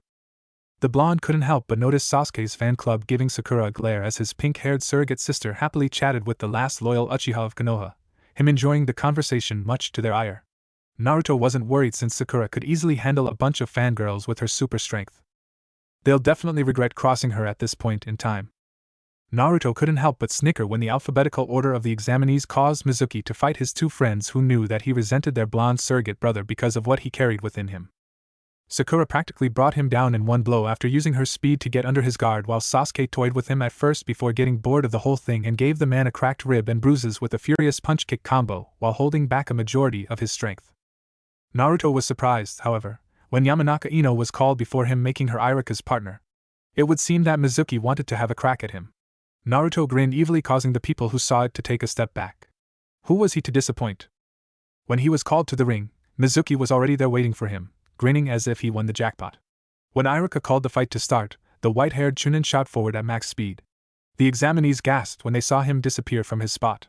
To Naruto and his friends, it was like he was moving in slow motion. Their daily high-speed spars definitely honed their sight to the point that they could follow at pinpoint accuracy even when a person was moving at top speed. They knew they still had a long way to go, but they were working on it. So far, only Sasuke could see up to Jounin level speeds thanks to his Sharingan, though that didn't stop Naruto and Sakura honing their instincts to keep up. Naruto dodged a frontal punch that would have caved his face. He continued to evade Mizuki's overpowered blows with a smile which turned into a huge grin when he saw the frustration on the man's face. It was already 2 minutes into the fight that Naruto decided to go into the offensive since he only has a minute left till the time limit. He ducked to avoid a high kick from the side before kicking the man's exposed leg from under him, causing Mizuki to fall on his back. He didn't give the downed Chunin a chance to recuperate. He ended the fight with a chakra-enhanced elbow drop to the man's stomach. Mizuki screamed in pain before blacking out. The entire class was silent at the brutal way Uzumaki Naruto felled their Chunin instructor. Iruka, however, gave Naruto a smile before looking disappointedly at his downed co-instructor. He looked at the class and raised his hand signaling the end of the fight. Winner: Uzumaki Naruto. Naruto was shadowing Iruka since the theft of the scroll was discreetly announced. He was perched just outside the Hokage's window listening to the report before the aged leader dispatched everyone to search for the culprit. The blonde knew that Iruka would find the traitor first since the scar-faced instructor was a censor, and Naruto knew that his sensei sensed the chakra signature of the person who went into the Hokage's office to steal the forbidden scroll of seals. It was half an hour later that Naruto saw Iruka confront Mizuki while the man was about to leave the village walls. A small fight ensued between the two instructors, with Naruto deciding to play the wait-and-see game since he wasn't around this time to distract Iruka from the fight. However, it proved that fate didn't do him any favors when Mizuki resorted to his trump card that Naruto didn't know he had. Mizuki pulled out a vial containing a purple liquid of sorts and downed it one go. The blonde thought it was poison at first, but he was disabused of that assumption when Mizuki's chakra burst forth from his body as he transformed into something similar to a tiger. Knowing that Iruka was in trouble now since Naruto could sense with his limited sensor abilities that Mizuki's energy levels went from Chunin level to Jounin, he decided to butt in and right on time too since the traitor dashed at Iruka at Jounin level speeds, intent to take the man's head off with a swipe of his now clawed hands if not for Naruto intercepting it. Naruto dropped his weights and used his speed to appear in front of his favorite sensei, grabbed Mizuki's outstretched arm by the wrist and turned, using the momentum to throw the transformed man to the side with all of his strength to smack back first into a tree with a loud crack. Unfortunately for Naruto, it would seem that Mizuki's body was stronger now since it was the tree that gave way. "Are you alright, Iruka-sensei?" Naruto asked Iruka, not taking his eyes off the transformed Chunin. Naruto had a sneaky feeling that whatever Mizuki drank was similar to the effect of the curse seal due to the black tattoos covering the man's face. It would seem that Orochimaru was behind the man's defection and the theft of Konoha's prized relic. "And Naruto? What are you doing here? Get away now! Mizuki is dangerous!" Iruka all but screamed but was surprised when Naruto simply gave him a smile. "Let me take care of this, Iruka-sensei." Besides, Naruto then looked up when he sensed two familiar chakra signatures. "Cavalry has arrived." "What?" asked Iruka before looking up to see Haruno Sakura adjusting the gloves on her hand and Uchiha Sasuke glaring at Mizuki with his complete Sharingan and one hand on the handle of his Chikuto. "Sasuke? Sakura? What are you two doing here?" Naruto asked the two, who both leveled him a smirk. "You think that we're going to let you have all the fun?" Sasuke asked rhetorically, but Sakura conked him on the head. "Oh. What was that for, woman? Ignore the bloodthirsty idiot." She deadpanned, giving Sasuke a condescending look. "We were on our way to your apartment when he heard the news of the forbidden scroll being stolen. We immediately went to your apartment, but we didn't find you there. However, I was able to find you using your chakra signature, so here we are.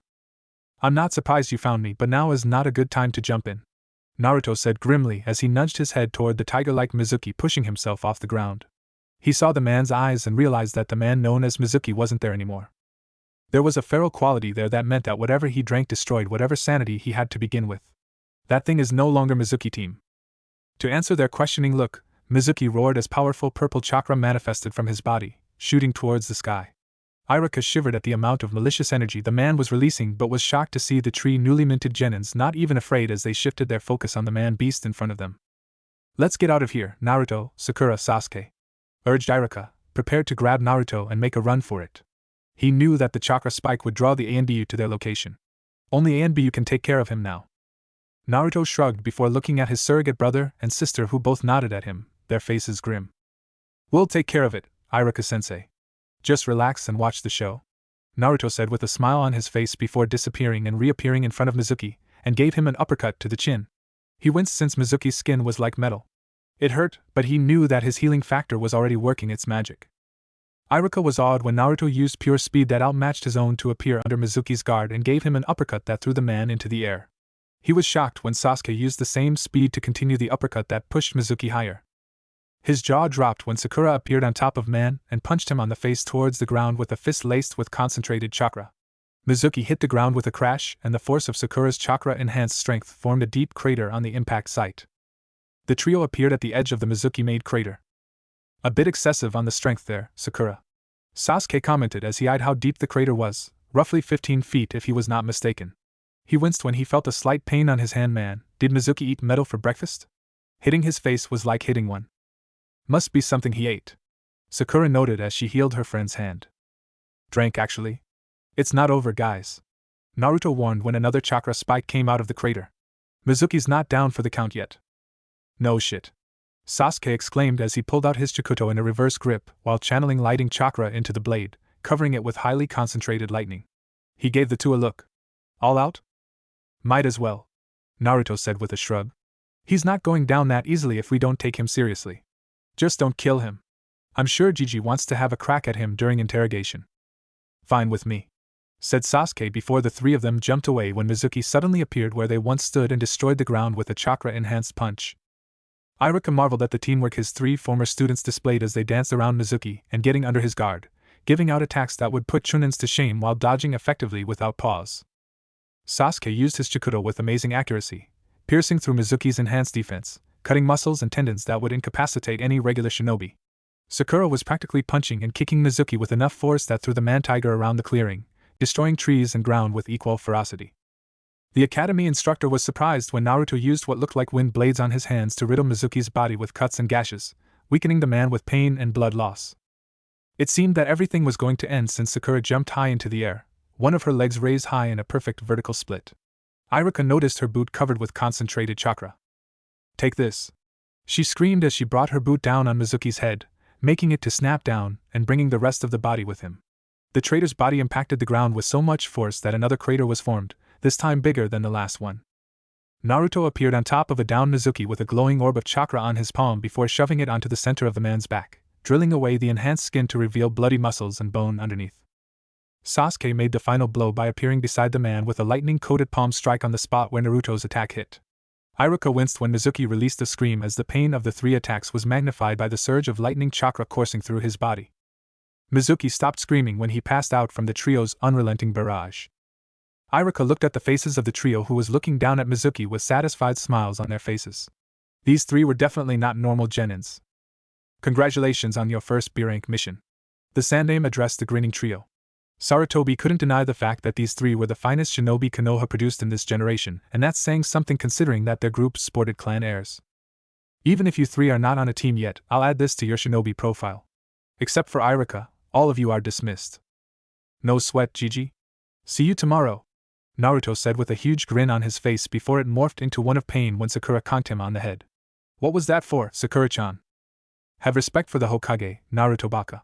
She all but screamed at the whining blonde before bowing apologetically to the chuckling leader. My apologies, Hokage-sama. I'm still teaching him manners. Nothing to worry about, Sakura. I know that Naruto respects me and that's his unique way of showing it, the Sandaime told her. Now all of you go home and rest up. It's already past midnight, and you still have team placement later. Hi! All three exclaimed in unison before leaving the office. Iruka waited for the door to close before addressing a rather amused Hokage. There's something else, aren't they? That they are. Sarutobi agreed before putting on his business face. Report, Iruka-kun. Hi, Hokage-sama, Iruka said. I traced the signature of the thief and followed it towards the forest on the northern boundaries of the village. It was there that I discovered that it was Tsuji Mizuki who took the scroll. I immediately confronted him in hopes of taking him down and retrieve the scroll. I had the upper hand, but Mizuki drank something that transformed him into a man-tiger hybrid with Jounin-level chakra reserves. It was then that Naruto appeared and skillfully countered Mizuki's charge that would have killed me. Indeed, said Sarutobi before taking a deep pull from his pipe. Proceed. It was at that moment that Uchiha Sasuke and Haruno Sakura appeared and the three of them attacked Mizuki together. The first coordinated attack was pulled off so perfectly that Mizuki was immediately put down, However, it would seem that whatever the traitor drank gave him not only a chakra boost, but added durability as well. The fight continued, but this time, the three displayed skills that far surpassed their peers in the academy, said Iruka with awe. I can't describe it, Hokage-sama. I don't know how they pulled it off, but they hid their skills from everyone. Sarutobi nodded before chuckling at the poleaxed look on the man's face. Don't worry about it, Iruka-kun. If not for a whim, I wouldn't have discovered it myself. Let's just say that Naruto lived up to his status as the most surprising individual in Konoha and leave it at that, Sarutobi said in an amused tone. Now, tell me how they took down Mizuki in his transformed state. Speed, Hokage-sama, speed and teamwork. Iruka answered immediately, replaying the battle in his mind. Mizuki was Jounin level in terms of speed and power, but Naruto, Sakura, and Sasuke were able to see him despite his movements. Initiated counter-maneuvers that slowly destroyed his defenses before implementing their final attacks. Sakura with a chakra-enhanced kick that I swear looked similar to Tsunade-sama's. Naruto used a chakra ball-like construct that destroyed the first layer of Mizuki's hardened skin, and finally, Sasuke used a palm attack coated in concentrated lightning chakra that fried Mizuki to unconsciousness. Interesting. It would seem that Naruto-kun trained his friends well. Sarutobi mused out loud, surprising the Chunin instructor. What? Iruka asked, stunned. Naruto trained Sasuke and Sakura? Who trained Naruto? How did they become so strong, Hokage-sama? According to Naruto-kun's explanation, Sakura and Sasuke joined his training regimen roughly 4 years ago and trained every day in a hidden training ground behind the Hokage monument. They started off with chakra control exercises since that was Naruto's focus due to his inability to make an academy bunshin, which can be blamed on his immense chakra reserves. Iruka nodded in agreement. I guess it started there and all of them branched out according to their specialties and interests. You can see the results of their training on how they handled Mizuki. I can't disagree with that, Hokage-sama. If I had my way, I would promote them to Chunin with the skills they demonstrated. Iruka said wryly with the Hokage nodded in agreement. I would too, but that would be a bad move, Iruka-kun. After all, how do you think the villagers would react if they heard that Kyuubi's Jinchuriki immediately advanced in rank with just a day after becoming a genin? Sarutobi said wryly. He was about to say more when someone knocked on his door. Yes? The door opened to reveal his secretary. Hatake Kakashi is here as you requested, Hokage-sama. Send him in, please, said the Sandaime before turning to Iruka. You're dismissed, Iruka-kun.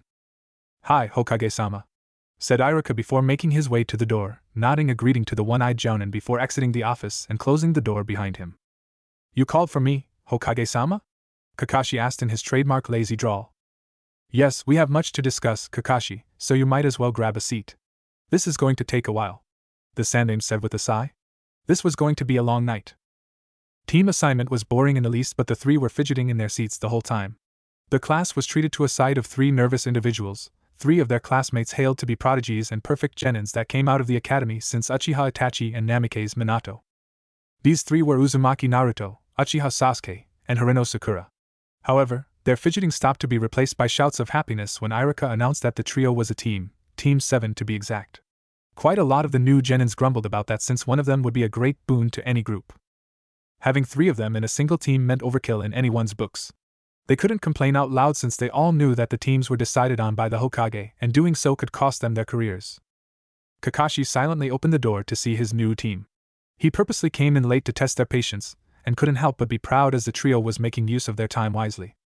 The one-eyed Jounin saw the blonde-haired Uzumaki Naruto writing seals on a spare scroll, his hand held steady as the brush glided over the paper.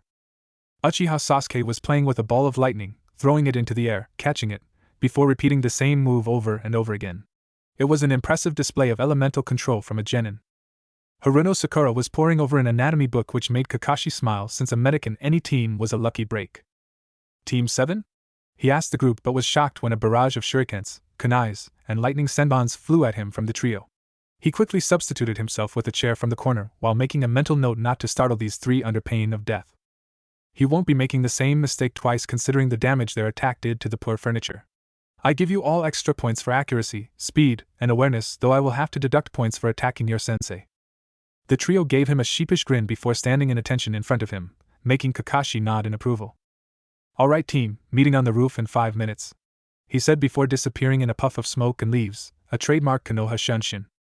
Naruto, Sakura, and Sasuke looked at each other, shrugged before following their sensei's example, using shunshin to exit the room to their destination. Kakashi was quite surprised when he saw his team appear in front of him using the body flicker technique. It was a Chunin-level supplementary jutsu, and these three were using it, and using it well. He made a mental note to really question the trio about their abilities. He remembered the Sandame's advice concerning this team: expect the unexpected. I give you another point for getting here before the deadline. Let's introduce ourselves, shall we? You start, Blondie. He suggested, pointing at Naruto. Why don't you start first, Jounin Saisei-san, since you're practically the unknown here? Said Naruto with a smile, though he was inwardly cheering to see Kakashi again. The last time he saw the man was during the Fourth Shinobi War while facing the Jubi. Another point. Kakashi quipped. Do the points matter? Sasuke asked, curious. Not really. The one-eyed Jounin admitted, causing a tick mark to appear on the trio's forehead. Kakashi decided to stop the jokes since Sakura was adjusting her gloves, a clear sign that she was going to give someone a good beating, and he had this feeling that this someone was going to be him. Alright, I'll go first. My name is Hatake Kakashi. My likes don't really want to share that. I dislike some things. My dream? I'm not sure. I have hobbies that I'm sure wouldn't interest you. Naruto, however, had other ideas since he wanted to prank the man. He knew that his sensei would never volunteer information if he could help it, or when needed. Not this time. He pulled out a small black notebook and flipped a few pages before reading out loud. Hatake Kakashi, otherwise known as Copycat Kakashi or Sharingan no Kakashi because of the transplanted Sharingan in his left eye, and also known for his feat of copying over 1,000 jutsus. Currently A rank in bounty, though it is rumored that he could have been an S rank easily if he wasn't so lazy. Said Naruto, though he added the last part on Kurama's prompting, which was somewhat true. He was the student of the Yondaime Hokage, Namikaze Minato, and was part of the previous Team 7 composed of Uchiha Obito and Inuzuka Rin. He likes to collect and read the Ika Ika Paradise series written by Jiraiya of the Sannin. He is always 2 to 3 hours late unless commanded by the Hokage or anything above C-rank missions. He finished before closing the book. Where did you get the bingo book? Kakashi asked calmly while looking at the blonde with a lazy eye. However, he was inwardly fuming for letting the blonde steal his thunder. Damn prodigious blonde. Sasuke scrutinized the book Naruto was holding before realizing what it was. Naruto, why do you have my father's bingo book? Sasuke asked in a deceptively mild tone. You gave it to me? Naruto replied, a bit guilty, making his surrogate brother scoff. Hey, you practically gave it to me since you said that I can take out any book as long as it's not clan-related. As you well know, a bingo book is not clan-related. Sasuke shrugged. Fine. That's an old copy anyway, so you might want to get a new one for updated information. I'll do that, said Naruto with a grin. If I know where to get one, that is. You can get it from the mission's office for 1,000 ryo. Kakashi informed the blonde, who nodded at him in thanks. Alright, let's get back to topic here. Now that you know about me thanks to Blondie over here, you start. Fine, but for the record, my name is Uzumaki Naruto, not Blondie. I like training, my partner, Sasuke and Sakura, Hokage Gigi, and the Ichiraku family. My dislikes includes people who judge people without getting to know them, snakes, and people hell-bent on world domination. My hobbies include training, studying seals, hanging out with Sasuke and Sakura, cooking and trying out new recipes. My dream is to become a powerful shinobi and protect my precious people. Sakura coughed. Oh yeah, I aim to be the next Hokage after Gigi if he kicks the bucket. That's good, said Kakashi, trying to work his way around why the boy hated snakes and people who aim for world domination. He chalked it up to a kid's imagination. You next, duckbutt. Watch who you calling duckbutts, Cyclops. Sasuke all but growled before huffing. My name's Uchiha Sasuke. I like training, Naruto and Sakura, lightning, and tomatoes. I dislike people who hurt my friends, traitors, and a certain man. Everyone knew he was talking about Itachi. My hobbies include growing tomatoes, kenjutsu, practicing lightning manipulation, and hanging out with my friends. My dream is to avenge my family and restore my clan's honor, and to uphold a promise I made to someone. Kakashi was confused as to who Sasuke was referring to, but noticed the look of recognition on Sakura and Naruto's face. He decided to ask him about it later if the topic comes up during training or missions. Good, nodded Kakashi while thinking. Someone definitely needs to update his profile. He is no longer the broody boy after the massacre. I think Naruto and Sakura had something to do with that. I guess that leaves me. My name is Haruno Sakura. I like reading, training, eating Naruto's cooking, medicines, and human anatomy. I dislike people who hate others without justification, arrogance, and perverts. My hobbies include training with Naruto and Sasuke, mastering medical techniques, and experimenting with chakra control. My dream in the future is reach Tsunade-sama's level and help my friends in their dream, said Sakura with a smile on her face, which was also present in Naruto and Sasuke. Thank you? It's good to hear that my team has a medic, but let me just say that you aren't officially Genins yet, Kakashi said with a large smile before frowning when the shock and argument he was expecting didn't come. Pay up, Naruto told his friends as he held out his hand and making a give me gesture with it. Damn you. How in the world did you know? Growled Sasuke as he handed Naruto his winnings with Sakura doing the same. Read some of the academy records in my spare time. It's not taught in the academy, but the graduation exam is merely a step to become genin, weeding out those without potential before a Jounin sensei tests them whether they become shinobi or not, Naruto said with a smug grin on his face and pocketing his winnings. He didn't really care about the money considering the amount his parents left him, but a bet was a bet after all. He then turned to Kakashi, who was looking at him in shock. Besides, the test to really become a genin involves a fight between 3 of us and our Jounin sensei to see if we can work together. We don't have to defeat him, but to determine whether we can work together or not. Kakashi gaped at Naruto. His eyes and face showed disbelief, surprise, and annoyance. He knew that the boy loved to read, but to go through the archives just to get relevant information on the genin test was simply too much. He saw Sasuke and Sakura giving him questioning looks, waiting for him to confirm the blonde's statement. He sighed in surrender. He's right, Kakashi grumbled, ignoring the smug look on Naruto's face. True, I will be testing you guys on teamwork, but considering what you did to Mizuki and what the Hokage told me about your abilities, I think we will simply hold a spar tomorrow to see what you're capable of. So anyway, meet me tomorrow at 7 in morning in Training Ground 7. Bring your A-game with you. With that, Kakashi disappeared in a puff of smoke, leaving 3 annoyed genins in his wake.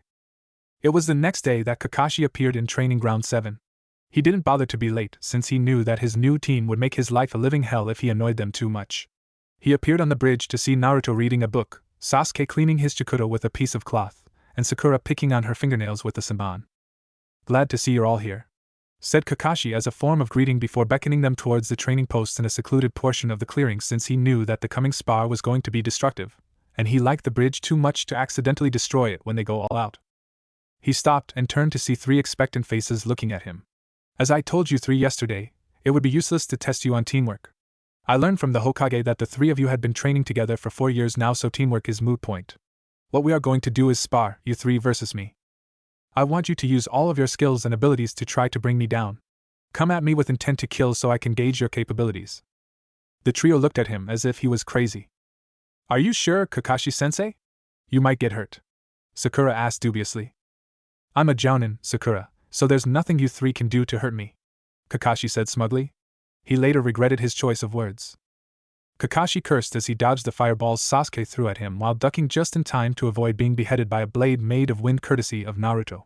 He used replacement just in time to avoid Sakura's kick, and with good reason too, since the log he used as a replacement was shattered to bits. You know I was kidding when I said that you come at me with intent to kill?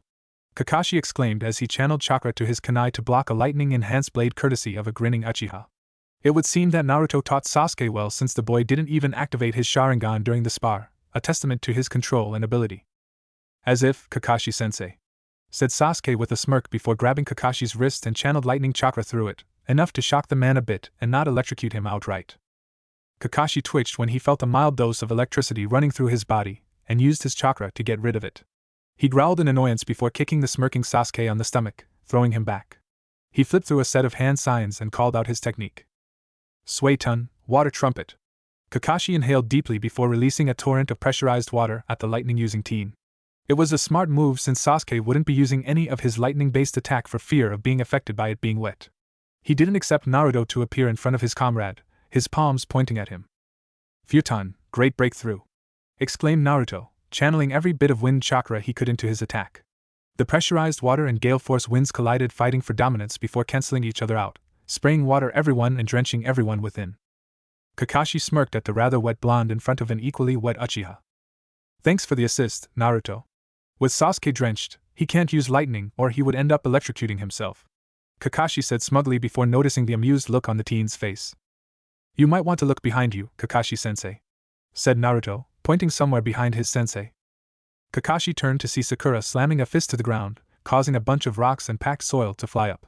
He thought the girl was out of her mind but amended that statement when their in-house medic used her earth affinity along with her strength to launch a devastating attack at him, without hand signs no less. Earth projectile barrage, exclaimed Sakura before accurately punching the floating rocks and packed earth in front of her while releasing chakra at precise moments. The debris shot towards Kakashi at Chunin level speeds. Kakashi's lone eye widened as he flipped through hand signs before slamming both of his palms on the ground in front of him. Doton Earth Dome. A dome of chakra-enhanced earth surrounded Kakashi from all sides, effectively protecting him from Sakura's barrage and any surprise attacks Naruto or Sasuke might be thinking up right now. This is going to be a very long day, Kakashi thought as he stayed inside his newly made defense, listening to the barrage of rocks hitting his chakra-enhanced dome. He lifted his headband to reveal a spinning Sharingan eye. I think it's fine time I show these twerps that they're messing with the jounin. It was 5 hours later that Training Ground 7 was no longer deemed usable. The only thing that survived the sheer destruction 3 highly talented genins and 1 shocked jounin was the bridge. It was on that bridge that Kakashi and Team 7 had their after-battle meeting, looking worse for wear similar to the surrounding area they just massacred thanks to their brutality. Kakashi sighed in relief as Sakura healed the various cuts and bruises on his body thanks to the trio's barrage. The chakra pills Sakura gave him also worked on his almost depleted chakra pool. The one-eyed jounin smirked when he saw the trio sporting their own unique injuries courtesy of him going all out, winning due to his experience in the battlefield. Kakashi watched Sasuke wince when he accidentally moved, aggravating his cracked ribs and legs courtesy of being hit by a rather powerful Doton technique he stole from IWA, not to mention his hair looking a bit singed when he was too slow in ducking from a grand fireball he threw at the boy. He eyed Naruto rubbing his stomach and twitching all the while after being electrocuted by a lightning technique similar to Sasuke's lightning palm attack. Sakura was practically the least injured of the 3 since she took her role as a support base rather seriously, and she had medical techniques to fall back on to heal herself immediately while in the middle of battle. The only evidence that she partook in the battle were the various tears and burns on her clothing. Kakashi couldn't help but be proud of his team. Sure, there were plenty of weakness to be worked out, but that was due to their inexperience, and not the lack of training. Heck, these 3 gave him a workout that only Mato Guy could give. He was even forced to use his Sharingan an hour into the battle, and he was actually quite surprised he wasn't in a coma from sheer exhaustion. Now that he thought about it, he did close the eye a lot when not needed, so it was quite possible that he developed the subconscious action just to conserve his energy for the spar. He made a mental note to train more with his team since he would be left behind with the pace they were going. Thanks, Sakura, said Kakashi to the pink-haired medic who just finished tending to his injuries. Why don't you heal Sasuke and Naruto so we can get started with the discussion? Sure, Kakashi-sensei, though I won't be healing Naruto. He should be right as rain any minute now. I'll tend to Sasuke instead, Sakura quipped as she moved to the wincing Uchiha who was eyeing her with suspicion. Stop that, Sasuke-kin. I'll just heal you.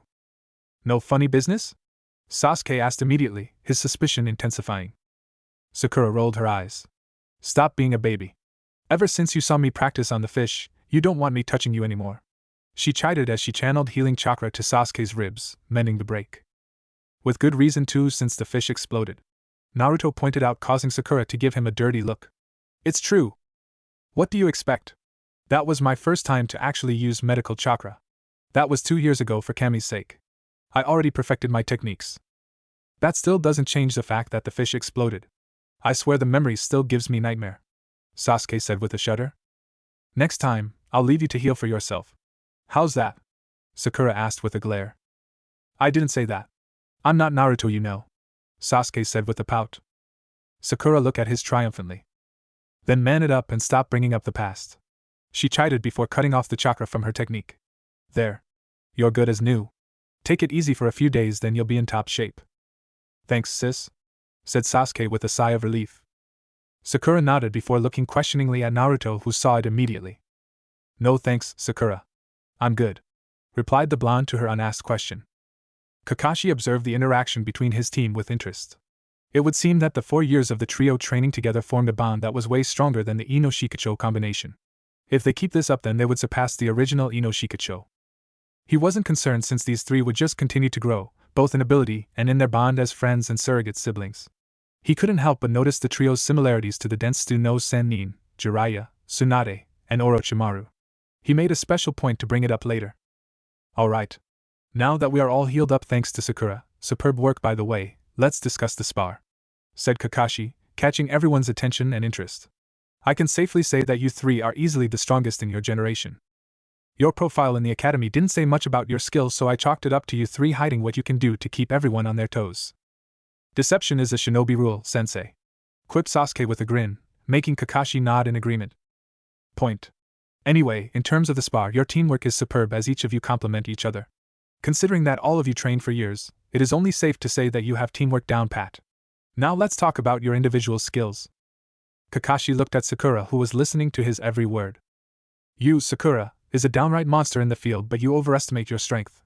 Keep in mind that your super strength technique is useless if you can't hit your target. You are also straightforward in your attack patterns and would wait for the opportune moment for your teammates to give you an opening to exploit. Your enemies might not expect this, but I saw it and did. B to A rank shinobi has the skills to see through the deception. My advice is to be creative in your attack routine. Be unpredictable and leave them hanging. Your hand-to-hand combat is good enough as it is, but could be better, and your evasion abilities is perfect at your current level. Your strength depends on chakra release during the point of impact, which is only the basic of Tsunade-sama's super strength. I will help train you to increase your core strength as we go along. I can't really say much about your medic skills since you healed me up quite well, and I'm no medic mean to give you an exact evaluation, so you might want to go to the hospital and have someone there tutor you or something," said Kakashi, not bothering to tell her that the Sandaime already have plans for her being taught under Tsunade, that is if she comes back. "Thanks for the advice, Kakashi-sense. But how can I improve my core strength? I'm already using training weights," asked Sakura, raising a hand showing her the weights on her wrist. "I'll explain that when we start training in 2 days. Considering that all 4 of us went all out in our spar, we definitely need a day to rest," Kakashi informed her, and by extension, Naruto and Sasuke. "No problem, Kakashi-sense. I'll take your advice regarding the hospital. It should help," Sakura promised. "That is all I ask, Sakura," said Kakashi with a smile before turning to Sasuke. "You, Sasuke, can be considered as the ninjutsu and kenjutsu expert on the team. This is where your problem lies. You put too much stock on your chakra and sword techniques, which can be a liability in battle. What would you do if your enemy gets under your guard? That is the reason why you suffered cracked ribs in the first place, since I know your weakness. If you want to tighten your defenses, then you need to seriously up your taijutsu training. Would it be safe to say that you're already training yourself in your family's interceptor style?" Sasuke nodded. "Hi, sensei." "Good. Keep in mind that the interceptor style is a defensive technique that requires the Sharingan to work. You only use yours sparingly, which is a testament to your skill and control, treating your bloodline as a tool instead of a crutch," Kakashi praised. "I suggest that you modify your fighting style for offensive purposes and train yourself to rely more on your hand-to-hand combat, and only use your sword and jutsus when the occasion demands it. You have the earmark for an all-around fighter, so I'll help you get started on that. Other than your supreme control over your lightning element, I can't say anything else." You do have a point," Sasuke mused before giving his Jounin-sensei a look. "Tell me, sensei, how come you have the Sharingan? As far as I'm concerned, that's a bloodline, and I doubt you're part Uchiha." Kakashi looked at Sasuke sadly. "I got this eye because of my friend and teammate, Uchiha Obito. I won't go into specifics, but on his dying breath, he offered me his eyes since I lost mine. My other teammate, Inuzuka Rin, was the one who transplanted the eye into me." "Wait, sensei. Is Inuzuka Rin a medic?" Sakura asked immediately, remembering the spar. The Jounin kept closing his eye in and out of the battle, which was quite fishy considering that a shinobi battle requires all your senses in full alert. Not really. She is a vet," mused Kakashi before giving Sakura a questioning look. "Why do you ask?" "I am a budding sensor, sensei, and I am familiar with the Sharingan thanks to Sasuke's clan archive and training with him every day. I think the reason why you keep your Sharingan eye covered is because of the constant drain on your chakra, correct?" Sakura reasoned, causing Kakashi to nod in agreement.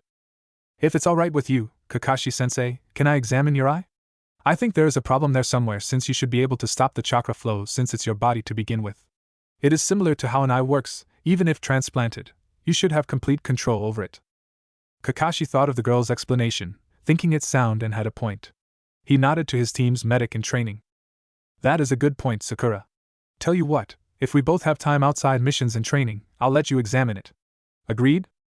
"Agreed, sensei," Sakura said happily. "Good. Now, Sasuke, I have a question. Where did you learn to channel lightning and use it without hand signs?" Kakashi asked curiously. He really wanted to know how the boy did it since he was a lightning element himself. "Well, you have Naruto and Sakura to thank for that," Sasuke admitted as he gestured towards a smug-looking duo. "Oh? How so?" "Naruto has complete control over wind, which according to his family's scroll, is a bloodline from his father's side of the family," Sasuke explained. The mention of Naruto's father made the man look at Naruto in shock. "Yes, sensei, we know who Naruto's father is. He was your sensei, right?" "That's right." Kakashi nodded, turning his attention towards a nervous blonde. "The Sandaime told me everything when he called me up to his office after your talk with him. I take it you're already staying in your parents' compound?" Naruto sighed in relief. He really hated interviews. The Sandaime was enough, thank you very much. "Yes, sensei." I live there now with Gigi's blessing, answered Naruto with a large grin on his face. I'm still tidying up the place since the garden took up residence in the whole front area of the house, and the training ground needs updating.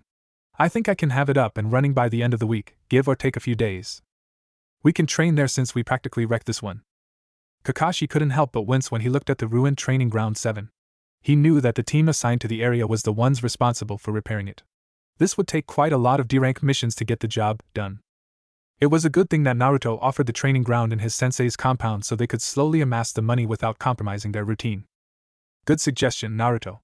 I think I'll take your offer since it's going to take a while to repair this one. Now, can you please explain to me what Sasuke is talking about regarding his affinity and how he managed to use it without hand signs? Kakashi said with obvious exasperation. Actually, it was Sakura who found out that it was possible to manipulate the element we are attuned with by letting our elemental chakra react to it. I can't really explain it much since mine with wind is instinctive according to Dad's scroll, admitted Naruto before looking at Sakura, who nodded. I'll explain, sensei. You see, nature itself has its own unique energy. I think some of the books I read coined it as natural energy, or nature chakra. This ambient chakra is quite open to be used, but not everyone has the ability to do so. As far as I'm concerned, only those with strong elemental affinities can make use of this technique, explained Sakura. To demonstrate, she walked over to a patch of dirt away from the bridge and slammed her palm onto the ground. A pillar of packed earth appeared in front of her. As you can see, if you have a high enough affinity of a certain element, you can practically bend it to your will by guiding it with your elemental chakra. Naruto is controlling wind naturally and instinctively due to his bloodline. I was able to do it with earth to a small degree since I can sense the ambient energy after harmonizing with it for more than a year. Sasuke gained mastery over his element thanks to his Sharingan since he could see chakra, so he could manipulate it easily. Kakashi couldn't help but gape at the trio in front of him. They were prodigies if they could come up with new disciple all on their own with books and scrolls to help them out. They were able to combine their elemental chakra with natural energy to control the elements, not perfectly, but they were getting there. What would these kids come up next? So what do you call this technique? Kakashi asked a bit excitedly. From what you told me, Sakura, this is practically a new way to do elemental jutsus without bothering with hand signs. Do you have a name for this discipline? The trio looked at each other for a moment before Sakura gave the discipline they were working on a name. We call it elemental bending. Kakashi immediately went to the Hokage's office to report the formation of his team after dismissing the trio and ordering them to return to Training Ground 7 in 2 days' time. He wasn't surprised when the trio decided to stay and chalked it up to their quirks before leaving for the tower. He was currently standing in front of the Hokage with the other Jounin senseis, informing the aged leader whether their teams failed or passed. Team 7 passed the test, Hokage-sama, said Kakashi to the shock of everyone in the room. YOSH. You finally passed the team, my youthful rival. Mato Guy explained while giving the bored-looking Kakashi a thumbs up. Guy, what did I tell you about shouting while in my office? The Sandaime said with a groan. Not to? Correct, and you're shouting right now. The Sandaime pointed out, causing the Taijutsu master to blush. Sorry, Hokage-sama. Mato Guy apologized, and it was clearly obvious that the man was restraining himself from shouting everyone's ears off. Just don't do it again, said the Hokage with a nod before looking at Kakashi. I take it that they performed admirably as you expected? Not only did they perform as expected, Hokage-sama. They surpassed it, Kakashi said with a grin before seeing the questioning looks on the others' faces. Yes, they passed the teamwork aspect of my test, but we didn't do the belt test this time. Oh? What did you test them on? Asked Asum, curiosity lacing his voice. It was rare for his Kojounin not to give the team the standard Team 7 belt test. It has been a time-honed tradition since his father became part of the first Team 7 under the Shodaime and Nidaime Hokage. I had an all-out spar with them, 3-1. Kakashi replied. What? Kurenai exclaimed, shocked that a seasoned Jounin would go all out on freshly graduated Genins. That was irresponsible of you, Kakashi. What if you hurt them? That would compromise their career and… Kakashi raised a hand to stop the woman's rant. Kurenai, did you notice the state of my clothes? He asked mildly while gesturing at his body. At his prompting, every single Jounin in the room, even the Hokage, finally noticed the torn and burned clothes the man was wearing. Even his hair looked spikier than normal, and that was saying something. What in the world did you do to look like that? Asked one of the Jounins in the room. If you must know, it was my team who did this to me, Kakashi replied to the astonishment and disbelief of everyone. Well, if you don't believe me, that ask Hokage-sama. He knows the details why my team is practically almost Jounin in strength. I would promote them right now, but they lack the experience from missions and expert training. In unison, everyone's attention turned to the Hokage, the unasked question on their faces. Hiruzen coughed before taking a long pull out of his pipe. Kakashi is not lying. Are you sure, Pops? Asuma asked in disbelief. Talented they may be, I don't think they're that strong to mess with Kakashi. I kid you not, Asuma. The genins of Team 7 are way ahead of their peers. After all, they trained in all aspects of the shinobi arts since their second year in the academy and branched out from there. I doubt they could get that strong in a span of 4 years, Hokage-sama, said Ebisu, an elite jounin. Despite not taking a team, he was considered a part of the group of jounin senseis since he was tutoring the Hokage's grandson, Konohamaru. Sarutobi sighed before launching into the explanation of how Uchiha Sasuke, Uzumaki Naruto, and Hirono Sakura trained themselves, starting from Naruto doing chakra control, weight training, the inclusion of Sasuke and Sakura into the group, their individual specialties and training programs, and the team Spar Kakashi saw a year ago. He omitted a few things like Naruto knowing of his parents, the Kyuubi, and the jutsus he learned from Minato. It was safe to say that everyone, except for the Hokage and Kakashi, sported shocked looks on their faces. Kakashi, however, decided to add more to the Hokage's story. That's not all, Hokage-sama. It would seem that the trio hid a part of their abilities again, Kakashi said with a hint of exasperation in his voice. The Sandaime raised an eyebrow. What is it this time? They can do elemental jutsus without hand signs, Hokage-sama. From their explanation, they were able to use their affinity to commune with nature's energy and manipulate the element to their will. In fact, the spar I had with them was almost made up of elemental techniques, and most of them were done without hand signs. It is a totally new discipline that would practically take their abilities to new heights if mastered. Oh yeah, they call it elemental bending since they are literally bending the elements to their will, Kakashi said dryly before pointing to his really spiky hair. This is the result of being grabbed by a genin while channeling potent lightning chakra with his hand. You do the math. It was safe to say that the silence in the Hokage's office made it possible to hear the crickets chirp. The Sandaime watched the other jounins leave his office except for Kakashi, Kurenai, Guy, and Asuma. After hearing Kakashi's report concerning the abilities of Team 7, he needed to make sure that the rest of the teams were up to par, though he doubted that they would be able to reach the level of Kakashi's team considering who's in it. Why did you ask us to stay behind, Hokage-sama? Asked Kurenai immediately when the door closed, leaving them alone with the aged leader. I'll get to that in a minute, the Sandaime promised her before turning to Kakashi. Is your team ready to be classed as a frontline heavy assault squad? Kakashi nodded. Yes, Hokage-sama. There are still a few things I need to train them in, but with their current abilities and strength, I dare say that they'll be the best. Good, he said with a nod before turning to the other three. The reason why I held the three of you back is a mandate regarding the status of your teams. As it stands, Team 7, 8, 9, and 10 are specialized teams.